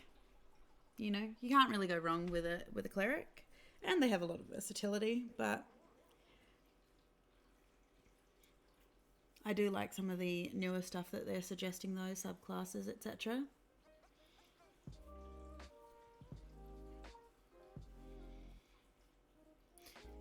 That being said, at the moment my character's a warlock. Prior to that I was playing a bard rogue, so I think I've played more rogue than anything though.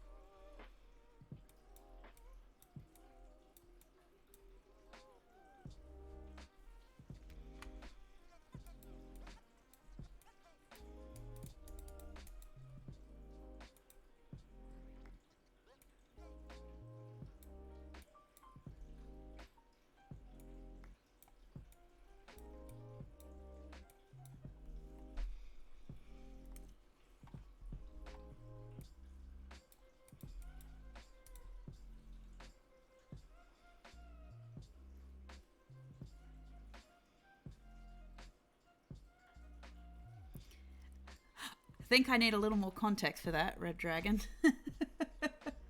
What have they done? What about the sword coasters driving you so mental?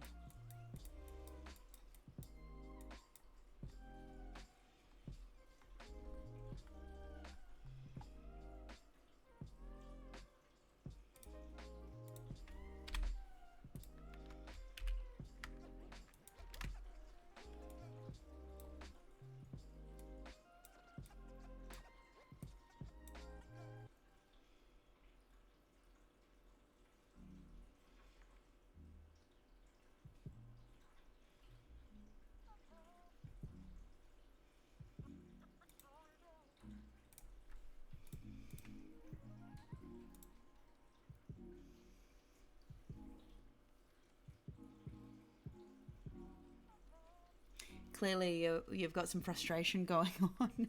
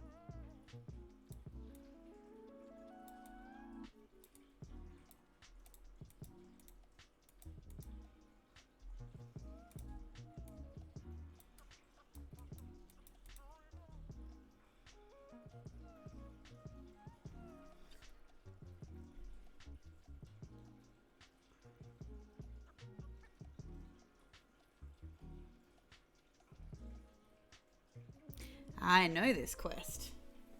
Evil one. Fairly certain you've thrown this quest at us before.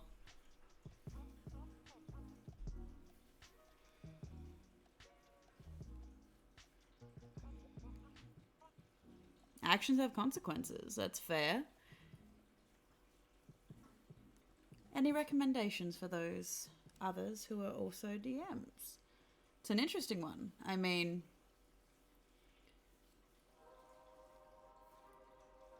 if Phandalin gone, who's going to hold them accountable is the first question.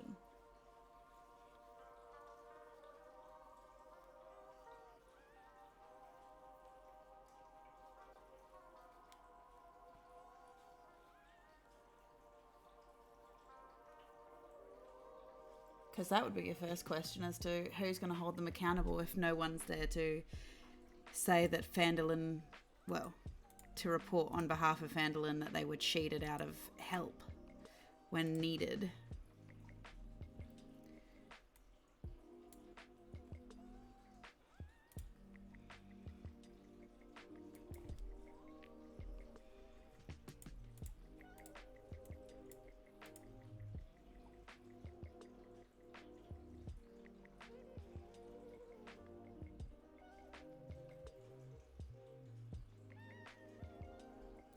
Okay.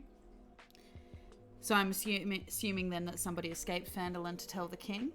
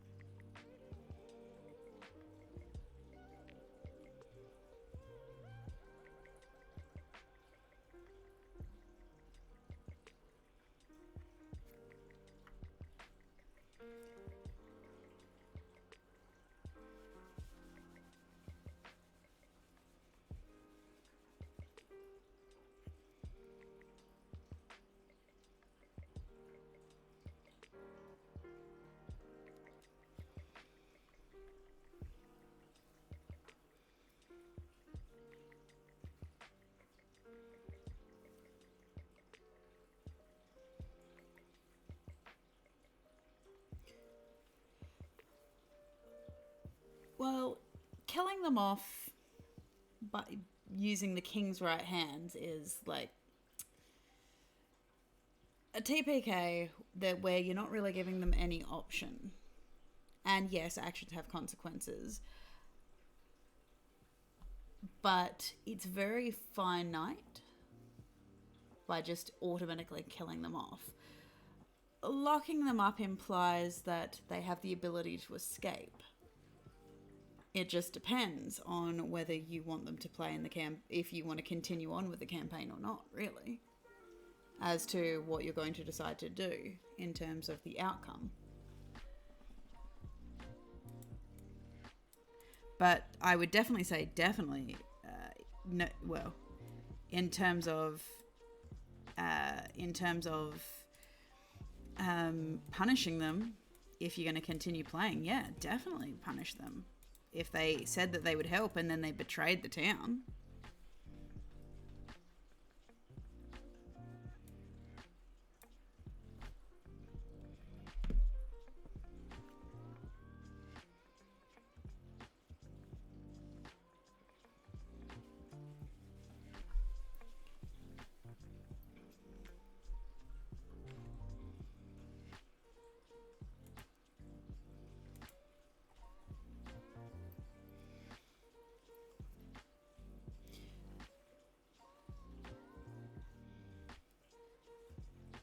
Maybe this starts a whole new... Well, it depends. Are you trying to... Yeah, punish is the wrong word. That is true.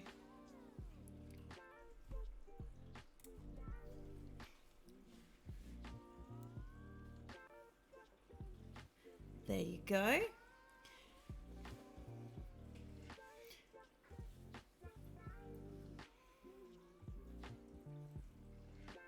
Thank you.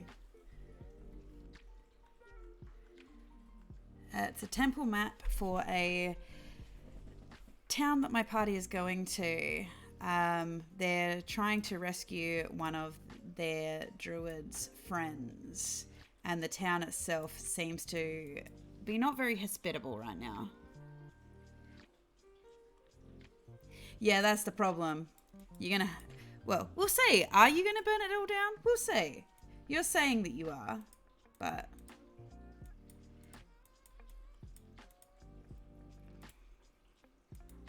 Oh, and I don't think you were here when I said this town not only has an apothecary. It doesn't have an apothecary, but it does have a herbalist and an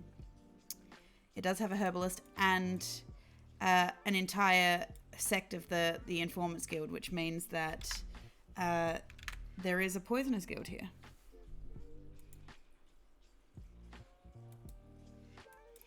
Because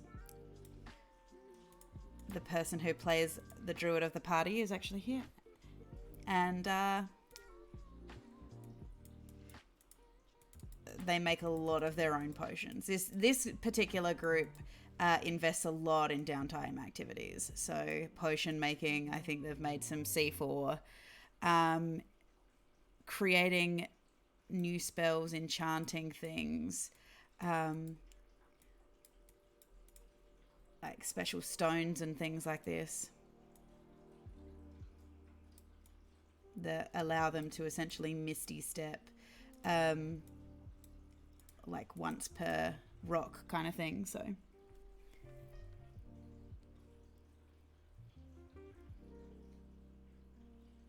yeah, that's a great way to start a custom campaign, that they started in a world they know and they've been shipped off somewhere that they don't.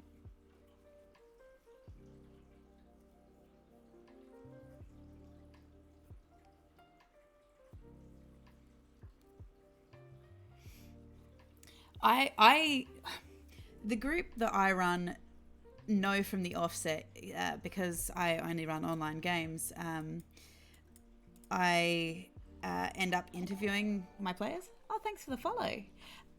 I interview my players because obviously I'm basically creating games for a bunch of strangers.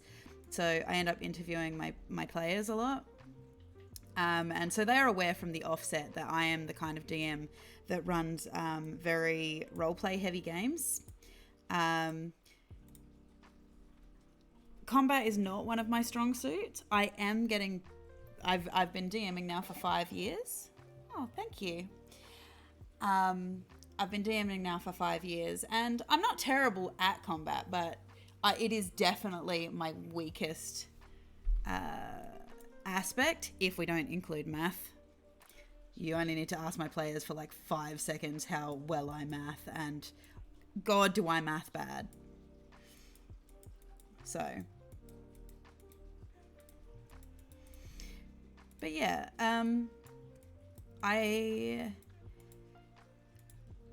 a real way that you can encourage your group to roleplay if they're not big role players.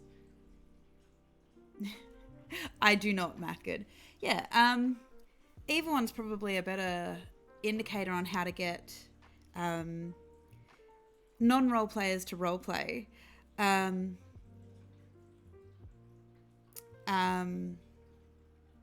Because they have been DMing now for around 15 years, I think. But the best advice they gave me was, if you want people to roleplay off of you, you have to roleplay. Basically, they ask a question in character. Like, they ask a question to you as the DM because they want an answer. And basically answer them as the NPCs. You know, anything that they, you know, unless they establish that they're talking out of character, assume whatever they're saying is in character, or at least, you know, indicate to them that, you know, that you will take what they are saying as in character. And basically throw yourself into it. I mean, anyone who's gonna make fun of you for role playing, come on, seriously? We're getting together to play a game of make-believe. I think it's a bit unfair to turn around and say, you know, someone doesn't play right. But if you like your group as a fighting group, then that's okay too. Every group is different.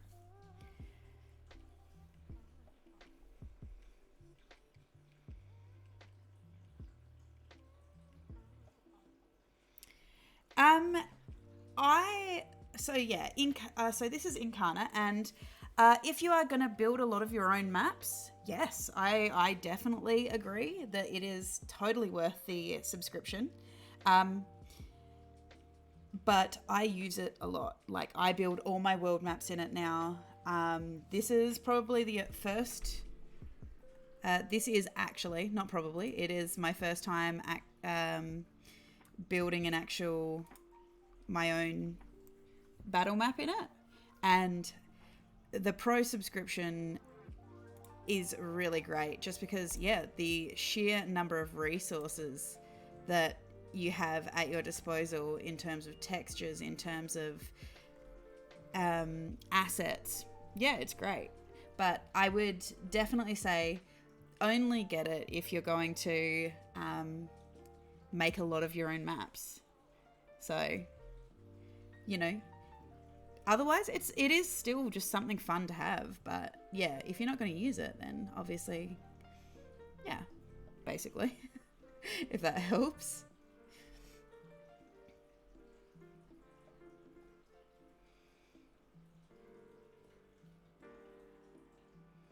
Oh, yes. I definitely understand that feeling.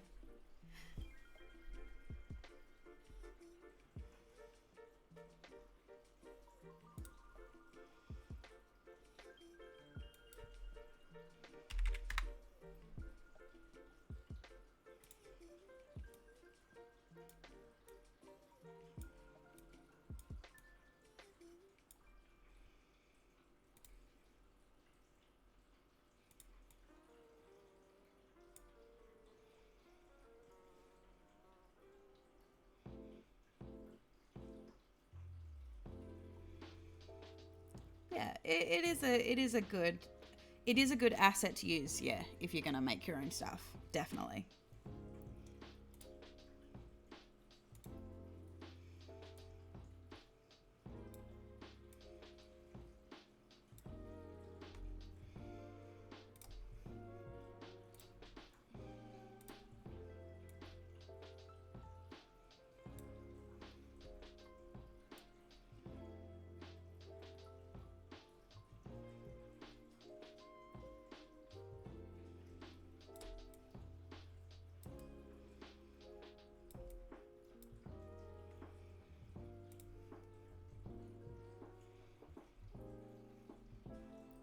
Thank you.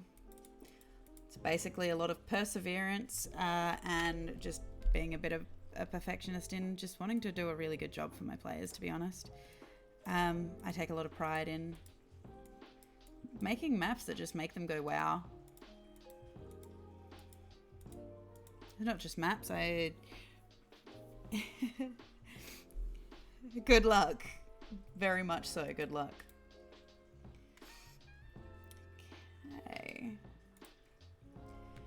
And that, just add a couple of finishing filters.